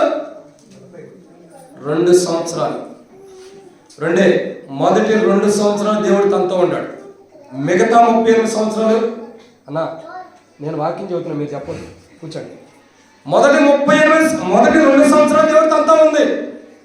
ధనలోకి దురాత్మ వచ్చిన తర్వాత దేవుడు ఏం చేశాడు?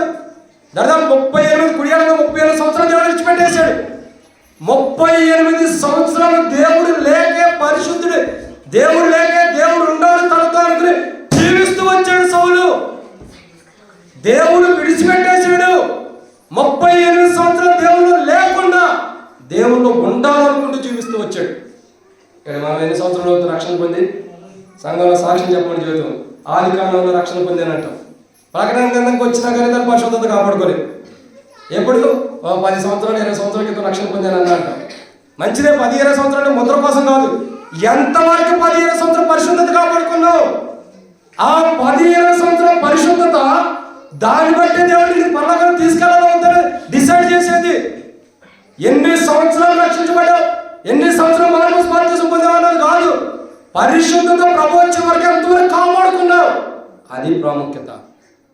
అప్పుడు ప్రభువుని తీసుకెళ్తాడు. ఎందుకు పరలోకానికి దిగి వస్తున్నాడంటే పరిశుద్ధత కాపాడుకున్న పరిశుద్ధుని తీసుకెళ్ళాలి. ఎందుకు పరలోకానికి దిగి వస్తున్నాడు? పరిశుద్ధత కాపాడుకున్న పరిశుద్ధుని తీసుకెళ్ళడానికి. ఈరోజు నువ్వు రక్షణ మార్మోస్ బాప్తిసం పొందితే దేవుని రాజ్యానికి వెళ్తావు అనుకుంటున్నావు అంటే భ్రమలో ఉండవు. రక్షణ మార్మోస్ బాప్తిసం పొందితే దేవుని రాజ్యం కాదు. రక్షణ కాపాడుకోవాలా, స్వరక్తం ఇచ్చి సంబంధించిన సంఘంలో జాగ్రత్తగా ఉండాలా, లోకం వైపు వెళ్ళకోకుండా ప్రభు ద్వారా పొందిన పరిశుద్ధతను ఏం చేయాలా? కాపాడుకుంటేనే పరలోకానికి వెళ్తాం. ప్రభు దిగి వస్తుంది. ఈ అనుభవాలు కలిగిన వారిని దేవుని రాజ్యాన్ని తీసుకెళ్తారు. ఈ అనుభవాలు లేకపోతే విడవబడినట్లే. ఇదేనమాట 4వ మాట చూద్దానండి. నేను ముగించేస్తాను, మీ సమయం కూడా అయిపోతుంది కాబట్టి. యెషయా గ్రంథము 40వ అధ్యాయం 31 వచనం. యెషయా గ్రంథం 40వ అధ్యాయం 31 వచనం. యెషయా గ్రంథం 40వ అధ్యాయం 31 వచనం. యెహోవా కొరకు ఎదురు చూచువారు నూతన బలము పొందుదురు. చాలా ఏమని రాయబడి వచ్చింది? యెహోవా కొరకు, ప్రభు కొరకు ఎదురు చూచేవారిని పరలోకం నుండి ప్రభు వచ్చి తీసుకెళ్తున్నాడు. ఎవరిని తీసుకెళ్తున్నాడు? ప్రభు కొరకు ఎదురు చూసేవారిని. ఎందుకు? యెహోవా కొరకు ఎదురు చూచేవారు నూతన బలాన్ని పొందుతారని బైబిల్ రాయబడుతూ వచ్చింది. నూతన బలం అని రాయబడుతూ వచ్చింది, పాత బలం కాదు. నూతన బలం అంటే ఎక్కడ ఉంది? క్రీస్తులో ఉంది. పరలోకంలో మన కొరకే ఉంచబడిన నూతన బలాన్ని ప్రభు కొరకు ఎదురు చూచేవారిని తీసుకెళ్ళడానికి ప్రభు పరలోకానికి దిగి వస్తున్నాడు. పరలోకానికి ఎందుకు దిగి వస్తున్నాడంటే ప్రభు కొరకు ఎదురు చూసేవారిని తీసుకెళ్ళడానికి.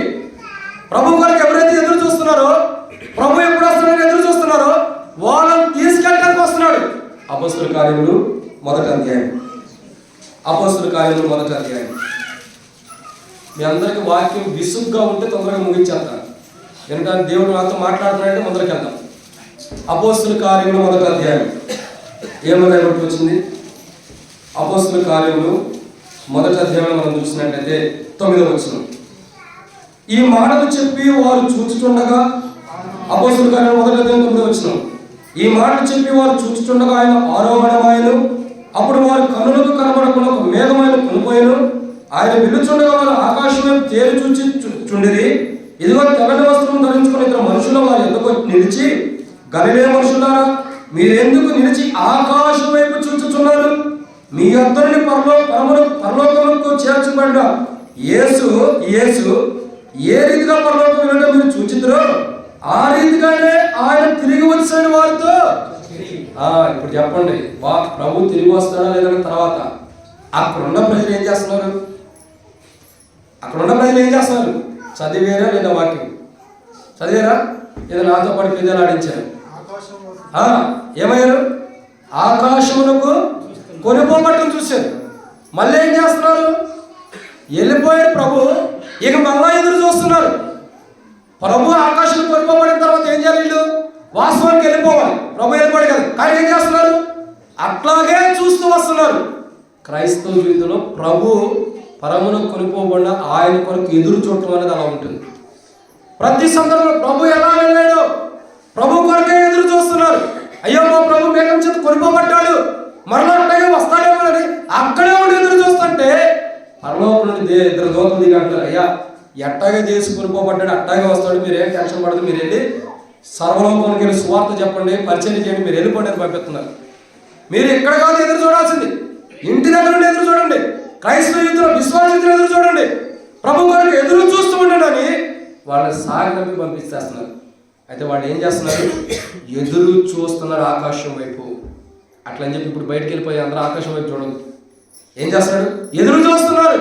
ప్రభు ఎప్పుడు వస్తాడు, ఎప్పుడు రాబోతున్నాడు, ఆ ఆకాశం మేఘాలుగా ఎలా వస్తున్నాడు, మహామహిమతో ఎలా రాబోతున్నాడు, ఆకాశం రథాన్ని రథానికి ఎలా చేసుకుని రాబోతున్నాడు, మహిమతో ఎలా రాబోతున్నాడు, కడమూల శబ్దం ఎలా రాబోతున్నాడు, ఇవన్నీ కొరకు అపోస్తులు ఎదురు చూస్తున్నారు. మన జీవితం కూడా ఎదురు చూడాలి. ప్రభు రక్షణ పొందాం, మార్మస్ పొందాం, బాప్తిసం పొందాం, బలలో పాల్గొన్నాం, ఇంటికి వెళ్ళాం, మరలా అదే టీవీ ఆన్ చేస్తాం, అదే ఫోన్ ఆన్ చేస్తాం, అదే సినిమాలు, అదే టీవీలు, అదే సీరియల్ చూస్తాం, మందిరంలోకి వచ్చి పరిశుద్ధులుగా కూర్చుంటాం. ఇది కాదు క్రైస్తవ జీవితం అంటే. ఇది పనికిమాలిన చెత్త. ఇది క్రైస్తవ జీవితం కాదు. క్రైస్తవ జీవితం అంటే ఏంటి? రక్షణ కాపాడుకోవాలా, ఇంకా సంఘంలో ఉండాలా, లోకంతో సముద్రంగా పరిశుద్ధత కలిగి ఉండాలా, ఇంకా 4వ మాట ప్రభు కొరకు ఎదురు చూడాలి. ఏం చేయాలా? ప్రభు కొరకు ఎదురు చూడాలి. ప్రభు కొరకు ఎదురు చూడటం ఏంటంటే తెలుసా? ఆసక్తిగా ఉండాలి. ఎప్పుడు ప్రభు వస్తాడు? వాడబడతాడు. ప్రభు నీ వాడను, నీవు నా ప్రభు. ప్రభు నేను నీ వాడను, నీవు నా వాడివి. కాబట్టి అది ప్రభు కొరకు ఎందుకు వాడబడుతున్నావు? ఎందుకు పడుతున్నావు అంటే నేను ప్రభు వాడిని, నువ్వు ప్రభు వాడినప్పుడు ప్రభు కొరకు ఎందుకు ఎదురు చూస్తున్నా? ఒక భార్య తన భర్త కొరకు ఈ లోకంలో ఎదురు చూసింది. ఒక తల్లిదండ్రులు పిల్లలు స్కూల్కి వెళ్తే ఆడపిల్ల మగపిల్ల తిరిగి ఎప్పుడు వస్తారని తల్లిదండ్రులు ఎదురు చూస్తారు. ఎదురు చూడరా? ఒక భర్త కూలి పనికి వెళ్తే, ఒక భార్య కూలి పనికి వెళ్తే ఇంటికాడ వాళ్ళు ఎదురు చూస్తారు. పిల్లల తల్లిదండ్రుల కొరకు ఎదురు చూస్తారు. ఇలా గ్రామం ఊరికి వెళ్తే ఎప్పుడు వస్తారు తల్లిదండ్రులని? భార్య భర్త కొరకు, భర్త భార్య కొరకు, పిల్లల తల్లిదండ్రుల కొరకు, తల్లిదండ్రుల పిల్లల కొరకు, ఒకరి కొరకు ఒకరు ఎదురు చూస్తూ ఉన్నప్పుడు ప్రభు కొరకు మనం ఎందుకు ఎదురు చూస్తున్నా? అంటే నీ భర్త కొరకు నువ్వు ఎదురు చూస్తున్నావు, నీ భార్య కొరకు నువ్వు ఎదురు చూస్తున్నావు, నీ పిల్లల కొరకు నువ్వు ఎదురు చూస్తున్నావు, తల్లిదండ్రుల కొరకు ఎదురు చూస్తున్నావు. మరి ప్రభు కొరకు ఎప్పుడు ఎదురు చూస్తా? లోకం నీకున్న లోకంలో బంధత్వంతోనే అయిపోతుంది. నీ సమయం ప్రభు కొరకు ఎదురు చూసే సమయం లేదు. ఇంకా ఈ రోజు నుండి క్షమించండి, ఈ రోజు నుండి ప్రభు కొరకు ఎదురు చూడటం ఆరంభించు. ఈ రోజు నీ బలలో పాల్గొంటామంటే, ఈరోజు బలలో చేయవేస్తామంటే ప్రభు కొరకు ఎదురు చూసే అనుభవం వస్తేనే బలలో చేయవే, నాకు ఎదురు చేయవేదు. ఆయన కొరకు ఎదురు చూడకపోకుండా ఆయన బలలో ఎందుకు పాల్గొంటాం? ఇదన్నమాట. 4 ఆయన కొరకు ఎదురు చూడండి. ఇక 5వ మాట చూద్దానండి. 5వ మాట ఈ ఆదివారం స్పెషల్ కాబట్టి టైం కూడా స్పెషల్. 5వ మాట చూద్దానండి. దేవుని వాక్యం చూసినట్లయితే అపోస్తలుడైన పౌలు తిమోతికి రాసిన మొదటి పత్రిక. అపోస్తలుడైన పౌలు తిమోతికి రాసిన మొదటి పత్రిక. దేవుని వాక్యం చూసినట్లయితే 2వ అధ్యాయం 2వ వచనం. అపోస్తలుడైన పౌలు తిమోతికి రాసిన మొదటి పత్రిక 2వ అధ్యాయం క్షమించాలి. దాంట్లో ఒక విషయం రాదు, స్త్రీ మౌనంగా ఉండవలసినదే, అది మనకు సంబంధించింది కాదండి, క్షమించండి. అపోస్తులైన పౌలు తిమోతికి రాసిన 2వ పత్రిక 2వ అధ్యాయం 12వ వచనం, 2వ అధ్యాయం 2వ పత్రిక 2వ అధ్యాయం 12వ వచనం, అపోస్తులైన పౌలు తిమోతికి రాసిన 2వ పత్రిక 2వ అధ్యాయం 12వ వచనం, సహించిన వారమైతే ఆయనతో కూడా ఎరుదుము, ఆయనను ఎరుగమంటే మనలను ఆయన ఎరుగుడు. అర్థం చేసుకోండి. పరలోకం నుండి ప్రభు ఎందుకు వస్తున్నాడు? 4 విషయాలు. మొదటిగా ఎందుకు వస్తున్నాడు? పరలోకం నుండి ఎందుకు వస్తున్నాడు? రక్షించబడిన వారిని తీసుకెళ్ళాలి. 2, పరలోకం నుండి ఎందుకు వస్తున్నాడు? స్వరక్తం ఇచ్చి సంపాదించిన సంఘం లోకంలో లేదు కాబట్టి అది తీసుకెళ్ళడానికి వస్తున్నాడు. 3, పరలోకం నుండి ప్రభు ఎందుకు వస్తున్నాడు? పరిశుద్ధుని తీసుకెళ్ళడానికి వస్తున్నాడు. 4, పరలోకం నుండి ప్రభు ఎందుకు వస్తున్నాడు? యెహోవా అంటే దేవుని కొరకు, ప్రభు కొరకు ఎదురు చూసే వారిని తీసుకెళ్ళడానికి వస్తున్నాడు. 5, పరలోకం నుండి ప్రభు ఎందుకు వస్తున్నాడంటే సహించినటువంటి వారి కొరకు. ఈ లోకంలో అన్నిటిని ప్రభు నిమిత్తమై సహించినటువంటి ప్రజల్ని కొనుక్కోవడానికి ప్రభు వస్తున్నాడు. పరలోకం నుండి ప్రభు ఎందుకు దిగి వస్తున్నాడంటే భూమి మీద ప్రభు నిమిత్తమై ఎవరైతే అన్నిటిని సహిస్తున్నారో వాళ్ళని తీసుకెళ్ళడానికి. చాలామంది క్రైస్తవులకి ఏమైందంటే ఒక శ్రమ వస్తే దేవుడు ఏంటంటే చేశాడంట, ఒక బాధ వస్తే దేవుడు నన్ను మర్చిపోయాడు, ఒక దుఃఖం వస్తే దేవుడు నాకే ఎందుకు చేస్తున్నాడు అనుకుంటాం. అంటే మనం ఏది సహించలేదు. గొప్పవాడైన యోబు ఒక మాట అంటాడు, ప్రభు కంటే గొప్ప కాదు, యోబు ఒక మాట అంటాడు, భార్య వచ్చి అనేది, మీరందరూ మంచిగా మీ గురించి కాదు, యోబు భార్య గురించి ఏమనేది? యోబు భార్య ఏమంటుంది? అయ్యా, దేవుని దూషించి మరణం కమ్ము, ఈ వ్యాధి బాధ నీకెందుకు? నువ్వు చచ్చిపోతే నేను నా పుట్టింటికి వెళ్ళొచ్చు. దుఃఖ దినాలు, కొన్ని దినాలు ఏడ్చి, కొన్ని దినములు ఏడుస్తూ నువ్వు చచ్చిపోయాడు, అయ్యో నా భర్త చచ్చిపోయాడు అని. తర్వాత ఇంటికి వెళ్ళిపోతున్నా పుట్టింటికి, నా సావు నేను చేస్తాను, నువ్వు జాబు ముందరంటావు. చనిపో.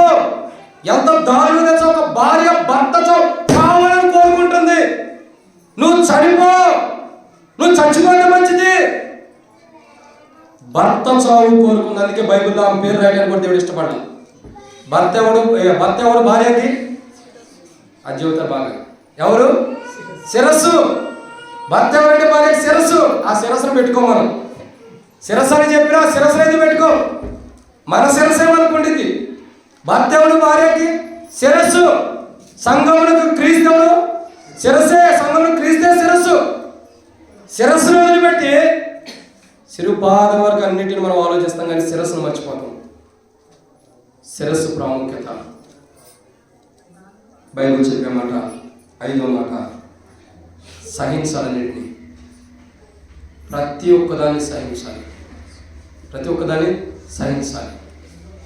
అన్నిటిని మనం సహించలేము, కానీ ప్రభు సహించిన వారు అయితే పౌలు అంటాడు, ఆయనతో కూడా. ఆయన ఒక దినాన మధ్యాకాశానికి వచ్చినప్పుడు, పరలోకం నుండి వచ్చినప్పుడు, నువ్వు అన్నింటిని సహిస్తే ఆయనతో పాటు నువ్వు ఏలుతావు. ఉత్తగయాలు ప్రార్థన కదా 26వ వచనం ఉన్నట్టు 1000 ఏళ్ళు రాజ్యం చేస్తలే అని సంతోషించొద్దు. ఓ డబ్బు తీసుకుని ఊరు మొత్తం డబ్బు కట్టొద్దు. నువ్వు 1000 ఏళ్ళు రాజ్యం చేయాలంటే ఏం కావాలా? సహించాలి అన్నింటినీ. ఒక కష్టం వస్తే ఇదేంటి, ఒక కష్టం వస్తే అదేంటి అన్నావంటే దేవుని రాజ్యం పోయినట్టే. యోబు ఏమంటున్నాడు? భార్య అంటుంది, చచ్చిపోరాదా? అసలు మంచివేనా? బతుకుంటే ఏం చేస్తాయి? ఇంత శరీరం మొత్తం పోయిన తర్వాత 10 మంది పిల్లలు పోయారు, ఇంకా ఆస్తులు పోయినాయి, గొర్రెలు పోయినాయి, మేకలు పోయినాయి, పొలాలు పోయినాయి, అన్నీ పోతున్నాయి. ఇక నీ శరీరం కూడా పోయింది. నిన్ను కట్టుకున్నందుకు నాకు ఏమీ లేదేక. అన్నీ పోగొట్టుకుని ఒకప్పుడు ఉందనుకున్నా, ఒకప్పుడు రానిదే, అన్నీ పోయినాయి. ఇప్పుడు ఇక నువ్వు కూడా ఎందుకు, నువ్వు కూడా పో, నేను నా పుట్టింటికి వెళ్తా. ఏమంటుంది? చచ్చిపో దేవుని దూషించి. ఎంత దుర్మార్గంగా జీవిస్తుంది చూడండి భార్య అంటే. ఎంత దుర్మార్గమైన భార్యో. ఇక్కడ కూర్చున్న మిమ్మల్ని అంటలేదు అక్క, బైబుల్ ఉండాలి. ఎందుకు? భర్తను చావమంటుంది. నువ్వు బ్రతికుంటే కంటే చావటం మంచిది. నువ్వు ఎందుకు బతుకున్నావురా, ఎందుకు బతుకుంటే ఎలా జీవిస్తున్నావు, ఎందుకు భూమి ఉన్నావు అని చావమంటుంది. భర్తని చావమని ప్రతి స్త్రీ బైబిల్లో పేరు రాయటానికి కూడా దేవుడు ఇష్టపడ్డ. జీవగ్రంథంలో కూడా తాగుపోతే, తిరిగిపోతే, వ్యభిచారే దేవునికి అప్పగించును. నువ్వెవరో తీర్పు తీర్చడానికి?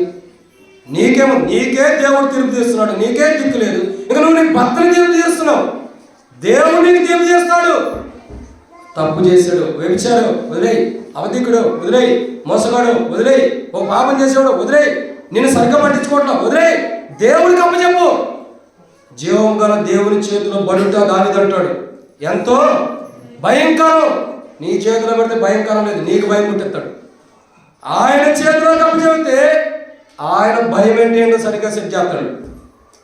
కాబట్టి సహించాలనేటి యోబు భార్య అన్న మాటలు సహించాడు, సాతాను ద్వారా వచ్చే శోధనలు సహించాడు, శత్రువు ద్వారా వచ్చే దుష్టక్రియలన్నింటినీ సహించాడు. చివరికి ఏం చేశాడు? అన్నిటిని సహించి అంటాడు, ఏదో పొరపాటు మాట్లాడినా దుమ్ము వంటి వాడిని దూరం వంటి వాడిని సరి చేసుకోవడం ద్వారా రెండంతల ఆశీర్వాదాన్ని దేవుడు ఇచ్చాడు. రెండంతల ఆశీర్వాదం పోగొట్టుకున్నవన్నీ కూడా రెండు పాటలు వచ్చేస్తున్నాయి. ఎందుకు? సహించాడు కాబట్టి. ఈ లోకంలో నువ్వు అన్నిటిని సహించాలి. కష్టాన్ని సహించు, బాధను సహించు, దుఃఖాన్ని సహించు, శ్రమను సహించు, ఇంకా ప్రతిదాన్ని సహించు. ఒక దినాన్ని ప్రభుత్వం పాటు వెళ్ళిపోతున్నావు. సహించకపోతే నీకేం లేదు. ఇక్కడ భర్తను సహించలేవు, ఇంకా దేవుని రాజ్యం అనేది ఏమి పాల్గొంటూ పొందుతావు. ఇక్కడ ఇదే సరిగ్గా అదే పొందుతావు. ఇక్కడ భార్యనే సహించలేకపోతే దేవుని రాజ్యం ఏం పొందగలుగుతావు? అన్నిటిని సహించు, అన్నిటిని సహించు. శ్రమలు, కష్టాలు, బాధలు, దుఃఖాలు, అవమానాలు, నిందలు ఏదైనా సహించు. ఆయనతో పాటు వెళుతూ ఆయన వస్తుందే సహించిన నిన్ను తీసుకెళ్ళటానికి. సహించిన వారికి ఏమో నరకం ఇస్తాడు, సహించిన వారికి దేవుని రాజ్యం ఇస్తాడు. నేను ఏదన్నమాట ఆయన ఇక ముగిద్దాం. చివరి 2 మాటలు చదువుకుని ముగిద్దాం. సమయం అయిపోతుంది కాబట్టి, మీ అందరికి ఆకలి వేస్తుంది కాబట్టి, రాగలాగా వచ్చాడు కొత్తగా మమ్మల్ని చంపుతున్నాడు అనుకోవద్దు, తొందరగా ముగించేద్దాం. రండి 6వ మాట చదువుతానండి. దేవుని వాక్యం చూస్తున్నాడు. మత్తయి సువార్త 25వ అధ్యాయం 10వ వచనం. మత్తయి సువార్త 25వ అధ్యాయం 10వ వచనం. మత్తయి సువార్త 25వ అధ్యాయం 10వ వచనం. వారు కొనిపోవచ్చుండగా వారు కొనుక్కోచుండగా పెండ్లి కుమారుడు వచ్చెను. అప్పుడు సిద్ధపడి ఉన్నవారు అతనితో కూడా పెండ్లి విందులోనికి లోపలికి ప్రవేశించిరి. తర్వాత చదవన్న 12వ వచనం చదువు. అతడు మిమ్మును ఎరుగునని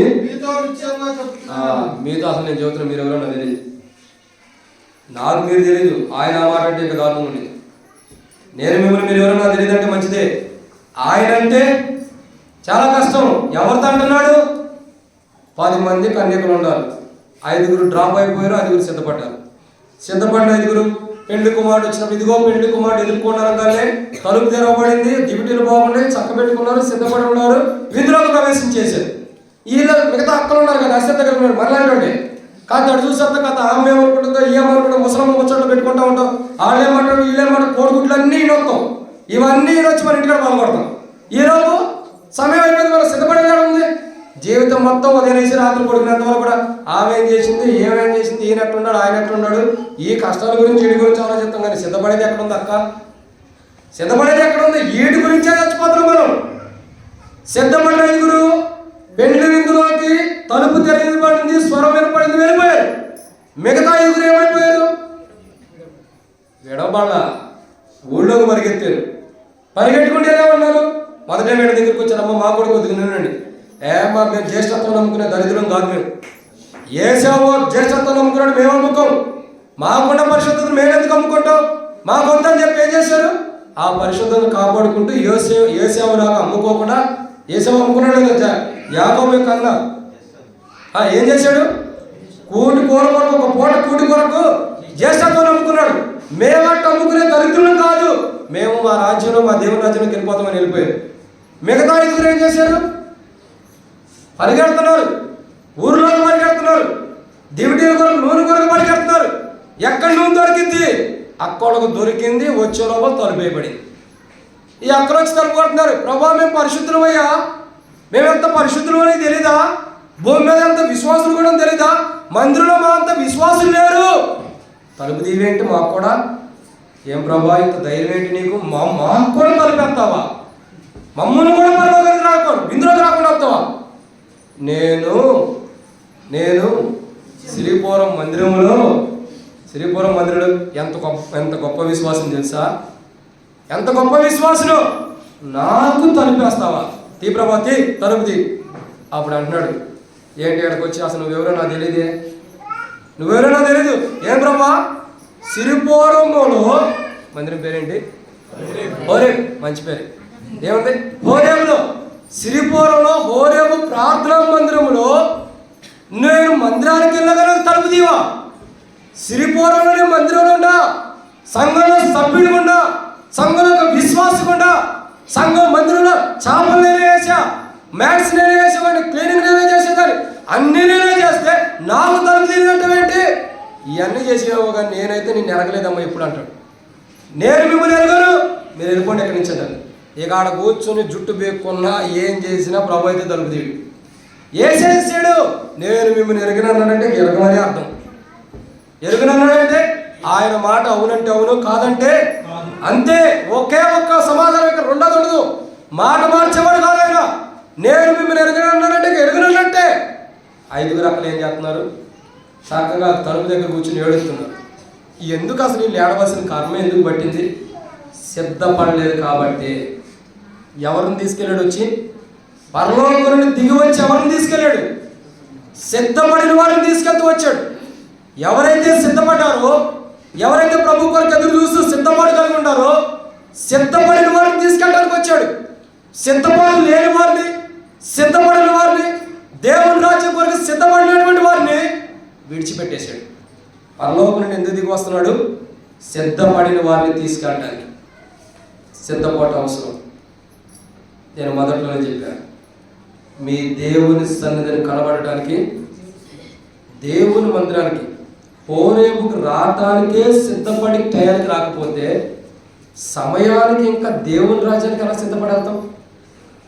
సమయానికి ఇక్కడున్న హోరేబుకే సిద్ధపడి రావట్లా. ఒకటి గుర్తుపెట్టుకుందాం, నేను మళ్ళా రాను, వస్తానో రాను తెలియదు. ఇలా ప్రభు రావచ్చు, ప్రభు చిత్తం మీద రావచ్చు. మీ సేవకుడు మాకు బాగా పరిచయం, అది ఫోన్లో మొన్నే తెలిసింది. ఎందుకంటే సేవకుని యొక్క తమ్ముడు ఎవరు ఉన్నారు, సింహాద్రిపురం సాల్మన్ అన్న, బాగా క్లోజ్ మాకు. ఆయన ద్వారా అన్నట్టు సంగతి అంటే అవునని మా తమ్ముడే అని చెప్తూ వచ్చాడు అనుకోండి. ఒకసారి మా దగ్గరికి రమ్మను, వస్తాడు. ఆయన వస్తాడు కానీ నేను వస్తానో రానని తెలియదు. నేను మరలా వస్తానో రానని తెలియదమ్మా. మీకు తెలియపరిచేది ఏంటంటే సిద్ధపడండి. ఇక్కడ మందిరానికి నువ్వు టయానికి రాకపోతే, ఇక్కడ మందిరానికి నువ్వు సమయానికి మందిరానికి రాకపోతే దేవుని రాజ్యానికి సమయానికి ఎలా వెళ్తా? మనలాంటి వారే పాటలు పాడిన తర్వాత, ప్రార్థన చేసిన తర్వాత వెళ్దామని ఆగేది. పాటలు పాడారు, ప్రార్థన చేశారు, తలుపు మూయబడింది. ఒక మాట చెప్పాలని ఇష్టపడుతున్నాను, స్పెషల్ టైం కాబట్టి చెబుతున్నాను. ఏంటో తెలుసా? ఆరంభ దినాల్లో, ఫిబ్రవరి పరిచయం, ఏమేమి పరిచయం, ఆరంభ దినాలు ఏం జరిగేదంటే, పాటలు అయిపోగానే డోర్ క్లోజ్ చేసేవాళ్ళు. ఏమైపోగానే? ప్రార్థన, పాటలు అయిపోగానే. నేను తిమోతి దగ్గర ట్రైనింగ్లో ఉన్నాను. కొరేనకు తిమోతి దగ్గర ట్రైనింగ్లో ఉన్నాం. వాళ్ళ ఇంట్లో ఒక బిడ్డగా వెలుగుతూ రేత్రి 12 అయినా 1 అయినా అంకుల్ మెలుగు ఉండేవాడు. అప్పుడప్పుడు అంకుల్ చెబుతూ ఉండేవాడు, అరే ఇట్లా సంగతి ఎట్టని. మేము ఎప్పుడు చూసాం? మేము పుట్టకముందే ఎప్పుడు ఆరంభించబడి మాకేం తెలుసు? అంకుల్ చెబుతూ వచ్చేవాడు, అరే ఇట్లా సంగతులు ఇట్రా అని. అరే గిరి ఎందుకనేవాడు అంటే తన బిడ్డలాగా చూసేవాడు కాబట్టి, బిడ్డలాగా ప్రతి ఒక్కరిని, ఎంత వయసు ఉండేవాళ్ళైనా అరే బాగుండవా అనేవాడు, అరే ఎట్లుండవా అనేవాడు. అది ఒక ప్రేమ. ఎందుకంటే ఒక కొడుకులాగా చూసేవాడు. ఆ దైవజనుడు చెప్పాడు, ఆరంభ దినాల్లో మందిరాలు ఓపెనింగ్ దినాల్లో, పరిచర్య ఆరంభ దినాల్లో మొదటి ప్రార్థన 3 పాటలు అవటంతోనే తలుపులు మూసేసేవాడు అంట. ఏం చేసేవాడు? తలుపులు మూసేసేవాళ్ళు. చాలా మంది బయట నిలబడిపోయేవాడు అంట.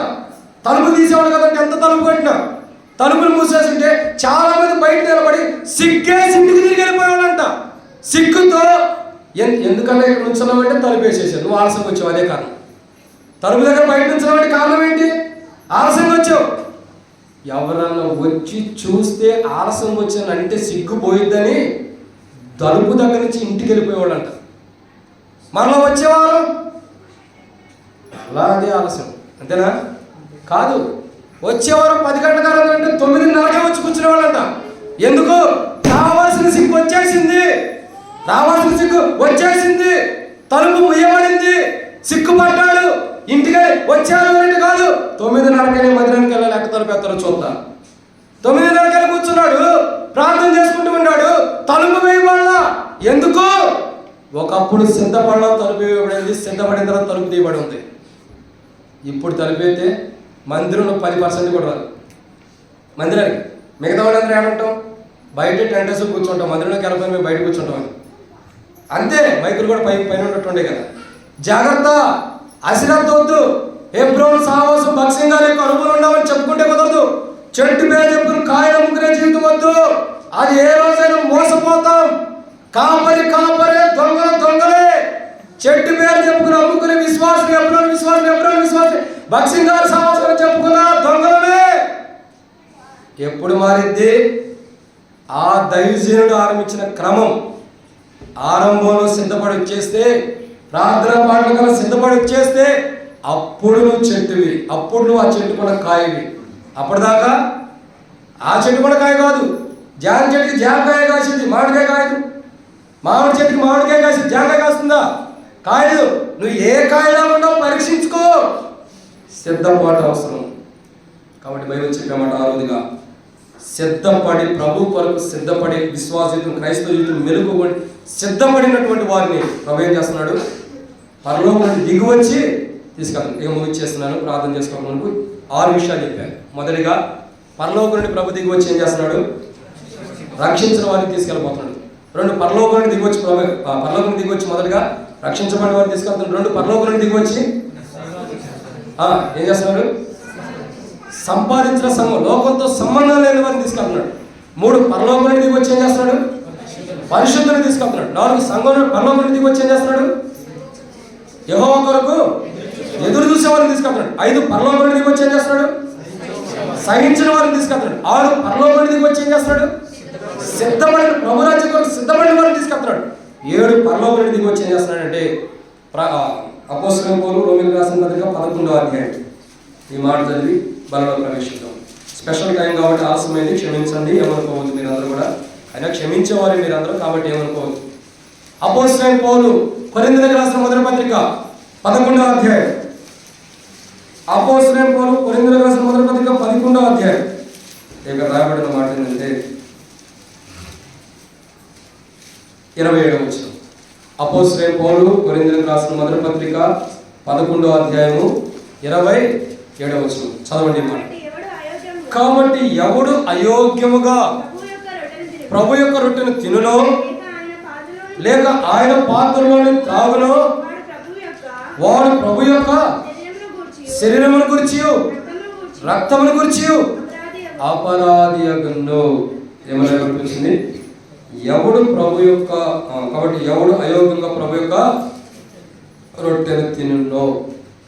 ప్రభు పరలోకం నుండి ఎందుకు వస్తున్నాడంటే యోగ్యముగా బలలో పాల్గొనే వారిని తీసుకెళ్ళాలి. ఎవరి కొరకు? ప్రభు పరలోకం నుండి ఎందుకు దిగి వస్తున్నాడు? యోగ్యముగా బలలో పాల్గొనేవారు. ఏమన్నది ఇక్కడ? కాబట్టి ఎవడు అయోగ్యముగా ప్రభు యొక్క దేవుడు తినును అంటే అర్థం ఏంటి? అయోగ్యంగా ఉన్నామనే అర్థం. యోగ్యంగా తిన్నవారిని ఏం చేస్తాడు ప్రభు? పరలోకం నుండి వచ్చి తీసుకెళ్ళడానికి ఇష్టపడుతున్నాడు. ఎవరైతే యోగ్యులుగా ఉండారో, ఎవరైతే యోగ్యమైన వారు, యోగ్యులు అంటే అర్థం ఏంటి? యోగ్యుడు అంటే అర్థం ఏంటి? అర్హత కలిగిన వాడని అర్థం. యోగ్యుడు అంటే అర్హత. మనము రన్నింగ్ రేస్లో కానీ ఇంకా ఆటల పోటీల్లో కానీ ఒక బహుమానం ఇస్తాం. ఎవరికి ఇస్తాం మనం? చెప్పండి, ఎవరికి ఇస్తాం? అర్హత అంటే అర్థం ఏంటి? యోగ్యమైన వారికి ఇస్తాం, అయోగ్యులకి ఇస్తామా? దాన్ని పొందని అర్హులకే ఇస్తాం, అర్హత లేని వారికి ఇవ్వం కదా. యోగ్యుడు అంటే అర్థం ఏంటి తెలుసా? అర్హుడు అని అర్థం. చూడండి, రన్నింగ్ రేస్లో ఫస్ట్ వచ్చావంటే నువ్వు ఫస్ట్ ప్రైజ్ పొందడానికి అర్హుడివి, థర్డ్ వస్తే థర్డ్ ప్రైజ్ పొందడానికి అర్హుడివి. పరలోక రాజ్యానికి ప్రభు నిన్ను తీసుకెళ్లాలంటే, ప్రభు వచ్చే దేనికంటే పరలోక రాజ్యానికి అర్హులైన వారిని తీసుకెళ్ళటానికి, అర్హులైన యోగ్యుని తీసుకెళ్ళటానికి పరలోకం నుండి ప్రభు వస్తున్నాడు. పరలోక రాజ్యానికి అర్హులైన వారిని, పరలోక రాజ్యానికి అర్హులు అవ్వాలంటే ఏం కావాలా? భూమి మీద యోగ్యులుగా జీవించాలి. ఎలా ఉండాలా? యోగ్యులుగా. ఒక యోగ్యమైన జీవితం మనకు కావాలి. కాబట్టి ప్రభు యొక్క వలన ఎవడో యోగ్యంగా తినడో, ప్రభు యొక్క రక్తం ఎవడో అయోగ్యంగా పాల్గొనడో ఏమవుతుంది? శిక్ష వస్తుంది, మరణం వస్తుంది, తీర్పు వస్తుంది, మరణిస్తున్నాం. బైబిల్ చెప్పేటటువంటి 7వ మాట ఏంటో తెలుసా? ప్రభు పరలోకం నుండి ఎందుకు దిగి వస్తున్నాడంటే యోగ్యముగా బలలో పాల్గొన్న వారిని తీసుకెళ్తారు. ఎవరైతే యోగ్యమైన జీవితం కలిగి యోగ్యులుగా ఉండి ప్రభు యొక్క బలలో పాల్గొంటారో వారిని తీసుకెళ్ళడానికి లోకానికి వస్తున్నాడు. మనం ఇప్పుడు బలలో ఎలా పాల్గొంటున్నాము? యోగ్యులమేనా? యోగ్యులుగా బలలో పాల్గొంటే దేవుని రాజ్యానికి కట్టడానికి అర్హులు. యోగ్యులుగా మనం బలలో పాల్గొనకపోతే, అయోగ్యులుగా పాల్గొంటే దేవుని రాజ్యానికి వెళ్ళడానికి అనర్హులం. ఇప్పుడు బలలో పాల్గొనకు మనల్ని మనం పరీక్షించుకోవాలి. మనం ఎవరంతటి వాడే, నేను యోగ్యుడిగా పాల్గొంటాను. బైబిల్ ఏమంటుంది సార్? తనను తాను పరీక్షించుకుని, పక్కన పరీక్షించదు. అక్కను సరి చేసుకో, అన్నాను సరి చేసుకొని చెప్పొద్దు, ఈ పిట్ట కథలు వద్దు. ఎవరిని సరి చేసుకోవాలా? మనల్ని మనమే తనను తాను పరీక్షించుకోవాలి. పక్కన గురించి కాదు. జీవితకాలం అంతా పక్కన చూస్తే కంట్లో ఉన్న దూలాన్ని ఎప్పుడు చూసుకుంటాం? జీవితం మొత్తం అన్న మీటింగ్ అయిన తర్వాత చూద్దాం, అన్న అక్క సరిగ్గా పాల్గొందా, అన్న సరిగ్గా పాల్గొందలేదు, అన్న పాల్గొందలేదు, అక్క పాల్గొన్న సంగతి నీకెందుకు? నీకు తెలుసా? ఎవరిది వాళ్ళకి తెలుస్తుంది కదా.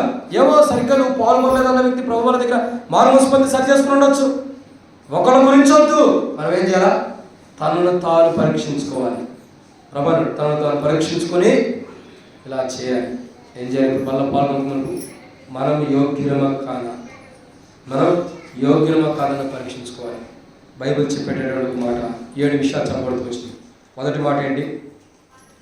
మొదటిగా బలలో పాల్గొనాలి. పరలోకానికి దిగి వస్తున్నాడు. ప్రభువు దిగి వస్తున్నప్పుడు మనం ఎలా ఉండాలా? రక్షణ కాపాడుకోవాలి. ఉందా పోయిందా? 2 ఏం కావాలా? సంఘంలో ఉండాలి. సంఘంగా లోకం ఉండామా, సంఘం ఉండామా? 3 పరిశుద్ధత. పరిశుద్ధత ఉందా? పాపం మనలో ప్రవేశించిందా? తిమోతికి జ్యోతి వచ్చాడు 2012లో చెప్పాడు. ఆ తర్వాత నుంచి అన్ని ప్రాబ్లమ్స్. ఏమని చెప్పాడు తెలుసా? సంఘము శరీరంలోకి సంఘం యొక్క గోడను దాటి శరీరం సంఘంలో ప్రవేశించేసిందంట. కాబట్టి సంఘంలో లోపలికి వచ్చేసిందంట శరీరం. తర్వాత ఏమైంది? పరిశుద్ధత కోల్పోయింది. కాబట్టి రక్షణ తర్వాత మొదటిగా రక్షణ పొందిన రక్షణ కోల్పోయిన సరి చేసుకోవాలి. 2 సంఘంలో ఉండవు, లోకంలో పరీక్షించుకోవాలి. 3 పరిశుద్ధత ఉందా లేదా మనలో పాపం వచ్చేసిందో పరీక్షించుకోవాలి. 4 ప్రభు కొరకు ఎదురు చూస్తున్నామా, లోకం కొరకు ఎదురు చూస్తున్నామా? 5 సహించాలి. అన్నిటిని సహించగలిగే జీవితం ఉందా? ప్రతిదానికి చివాట్లు కొట్టుకున్నట్టు సహించలేకపోతున్నామంటే పరీక్షించుకోవాలి ఏది ఉందో. 6 సిద్ధపడి దేవుని రాజ్యానికి సిద్ధపడి ఉండాలి. నిజంగా ఇప్పుడు ప్రభు వస్తే ఈ క్షణం ప్రభు రాజ్యానికి వెళ్తామా? సిద్ధపడతాం లేదా? సిద్ధపడకపోతే విడబడతాం. గుర్తుపెట్టి 7 యోగ్యులు.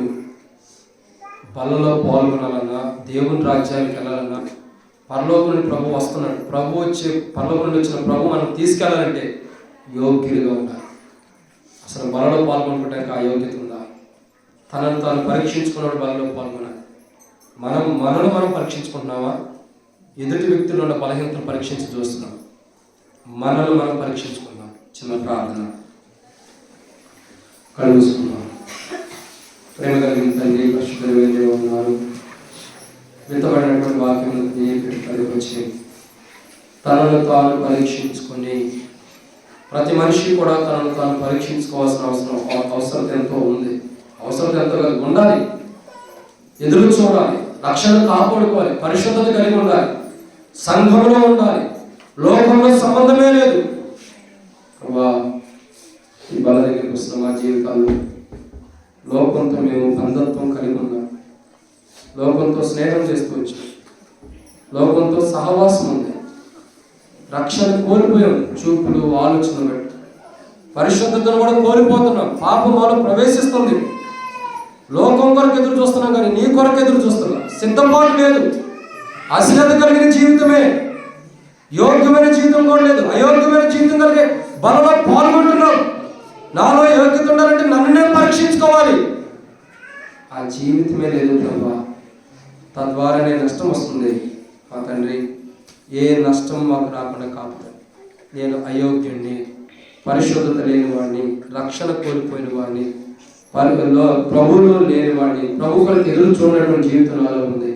ఇక నుండైనా పొందిన రక్షణ కాపాడుకుంటూ, సంఘంలో ఉంటూ, పరిశుద్ధత కలిగి, అన్నిటిని సహించుకుంటూ, ఎదురు చూస్తూ, దేవ సిద్ధపాటు కలిగి యోగ్యమైన రీతిలో పనులు పాల్గొనే జీవితం నాకు అనుగ్రహించండి. ఇప్పటి వరకు అది లేదు, కానీ చాలా దయచేయండి అని ప్రభు యేసుక్రీస్తునామం పేరిట ఎవరైతే ప్రార్థన చేస్తారో మీ కుడి హస్తం మీ తలగా పైకి కూర్చుని మీకోసం ప్రార్థన చేస్తాం. సిద్ధపడాలి అని అనుకునేవారు. సహోదరుడా, యేసు ప్రభు నేను క్షమించను గాక. సహోదరుడు, యేసు ప్రభు నేను కూడా క్షమించను గాక. ఇప్పటి వరకు ప్రభు రాబోతున్నాడు. నీకు లేనిది ఏదైతే ఉందో ప్రభు దగ్గర ఒప్పుకో. ప్రభు వచ్చేటప్పుడు పరలోకం దిగి వచ్చినప్పుడు సిద్ధపడి ఉండాలి. ఏవి సిద్ధపడి లేవో, ఏమి అశ్రద్ధ జీవితం ఉందో, ఏమి రక్షణ కోల్పోతున్నావో ఇప్పుడు ప్రభు దగ్గరికి వచ్చి సరి చేసుకుంటే దేవుడిలా చూస్తాడు. సరి చేసుకుని నీకు ఒక క్రమంలో దేవుడు తీసుకొస్తాడు. ఇంకెవరైనా ఉన్నారా సరి చేసుకోవడానికి అవకాశం ఇస్తున్నారు? ఇంకెవరైనా చివరి సంవత్సరంలో చివరిలో ఉన్నటువంటి లాస్ట్ ముంగటి ఉండే ఆదివారం, చివరి ఆదివారం వరకు మనం పోతామనేది కూడా తెలియదు. సమయం ఉన్నప్పుడే సరి చేసుకోవాలి. ఇంకెవరైనా ఉన్నారా? ఇంకా ఎవరైనా ధైర్యంగా మీ కుడి కోసం తలగన వేగంతో మీకోసం ప్రార్థన చేస్తాం. ఇంకెవరైనా సరి చేసుకోవడానికి సోదరి యేసు ప్రభు నేను కూడా క్షమించను కాక, సోదరి యేసు ప్రభు నీ జీవితాన్ని మార్చను కాక. ఇంకెవరైనా ఉన్నారా? తలగన పైకెత్తొచ్చు మీకోసం ప్రార్థన చేస్తాం మీ చేతులు. ఇంకెవరైనా ఉన్నారా? ఇదిగో నా జీవితం మార్పు కావాలి, సోదరి యేసు ప్రభు నిన్ను కూడా క్షమించను కాక, సోదరి యేసు ప్రభు నిన్ను కూడా క్షమించను కాక. ఇంకెవరైనా ఉన్నారా? ఇదిగో నాకు మార్పు కావాలి, అశ్రద్ధ జీవితం నాలో ఉంది, సోదరి యేసు ప్రభు నిన్ను కూడా క్షమించు, సోదరి యేసు ప్రభు నిన్ను కూడా క్షమించను కాక. అశ్రద్ధ జీవితం, పరిశుద్ధత లేని జీవితం, నా జీవితంలో సిద్ధపాటు లేదని అడిగితే ప్రభు నీకు సిద్ధపరచిన పరిశుద్ధత, శ్రద్ధ కలిగిన జీవితం ప్రవేశిస్తాడు. ఇంకెవరైనా ఉన్నారా? ఇంకా ఎవరైనా? ఇంకా ఎవరైనా? కనబడకుండా మీ చేతులు తలగన పైకెత్తించండి. ఇంకెవరైనా ఉన్నారా? సిగ్గుపడద్దు. ప్రభు దిగిరాబోతున్నాడు పరలోకం నుండి. ఓసారి వచ్చి నీకు ఏం ఆశీర్వదించినా కోల్పోవద్దు నువ్వు. ఇంకెవరైనా ఉన్నారా? ఇంకా ఎవరైనా? ఇంకా ఎవరైనా? నష్టపోవద్దు. అతిక్రమంలో దాచిపెట్టేవాడు వర్ధిల్లడు, వాటిని ఒప్పుకొని విడిచిపెట్టేవాడు కనికరాన్ని పొందుతారు. ప్రభు ఇచ్చే కనికరం కావాలంటే ఇప్పుడే ఒప్పుకో. దాచిపెడితే నష్టమే. దాచిపెట్టదు, ఒప్పుకో. ఇంకెవరైనా ఉన్నారా? సోదరి యేసు ప్రభు నేను కూడా క్షమించగా. ఇంకెవరైనా? ఇంకా ఎవరైనా? ఇంకా ఎవరైనా? ఇంకెంతకాలం అని అతిక్రమం దాచిపెడతా? ఇంకెంతకాలం బలహీన దాచిపెడతా? ఇంకెంతకాలం చేస్తున్న తప్పులు దాచిపెడతావు? ఈ రోజైనా ఒప్పుకో. ఇంకా ఎవరైనా ఉన్నారా? సిగ్గుపడద్దు, దేవుడు నీకు హృదయాన్ని చూస్తున్నాడు. ఇంకా ఎవరైనా ఉన్నారా? ఇంకా ఎవరైనా? ఇంకా సోదరి యేసు ప్రభు నేను కూడా క్షమించగా, సోదరి యేసు ప్రభు నేను కూడా క్షమించగా. ఇంకా ఎవరైనా ఉన్నారా? ఇంకా ఎవరైనా? సోదరి యేసు ప్రభు నిన్ను కూడా క్షమించను కాక. ఇంకా ఎవరైనా ఉన్నారా? ఇంకా ఎవరైనా? చివరిగా ముగించబోతున్నాం. తరుణం పోయిన తర్వాత ప్రభు వస్తే సిగ్గుపడేది నువ్వే. ఇంకా ఎవరైనా ఉన్నారా? ఇంకా ఎవరైనా సరే, ఇంకా ఎవరైనా చివరికి ముగిస్తున్నావు? చిట్టి చివరిగా నీ కొరకు ఇంకెవరైనా ఉన్నారా? ప్రార్థన. ప్రేమ కలిగిన తండ్రి, చేయెత్తి తీర్మానం చేసుకున్న ప్రతి బిడ్డను దీవించండి. మీ కొరకై సిద్ధపాటు, ఎదురు చూసే అనుభవం, రక్షణ కోల్పోయిన అనుభవం, పరిశుద్ధత లేని అనుభవం, లోకం వైపు ఉంటే సంఘంలో లేక లోకం వైపు ఉండే అనుభవాన్ని దేవాలయం ఎలా ఉండాలని చేతి తీర్మానం చేసుకున్న ప్రతి బిడ్డల యొక్క బాధ్యతలు క్షమించండి. మనసులో తీర్మానం చేసుకుంటూ చేయడానికి కూడా సిగ్గుపడేవాడిని క్షమించండి. ఒక దినాన్ని మీరు వస్తే వాడు సిగ్గుపడకూడదు. ఇప్పుడు వాడు సిగ్గుపడిన ఒక దినం సిగ్గుపడకుండా వాళ్ళని క్షమించమని దేవా చేతుల వారి యొక్క తీర్మానం స్థిరపరచు, తను పరీక్షించుకున్న వారి యొక్క జీవితాలు సమకూర్చమని ప్రభు యేసుక్రీస్తు నామమున విశ్వాసం ప్రార్థిస్తున్నాం తండ్రి.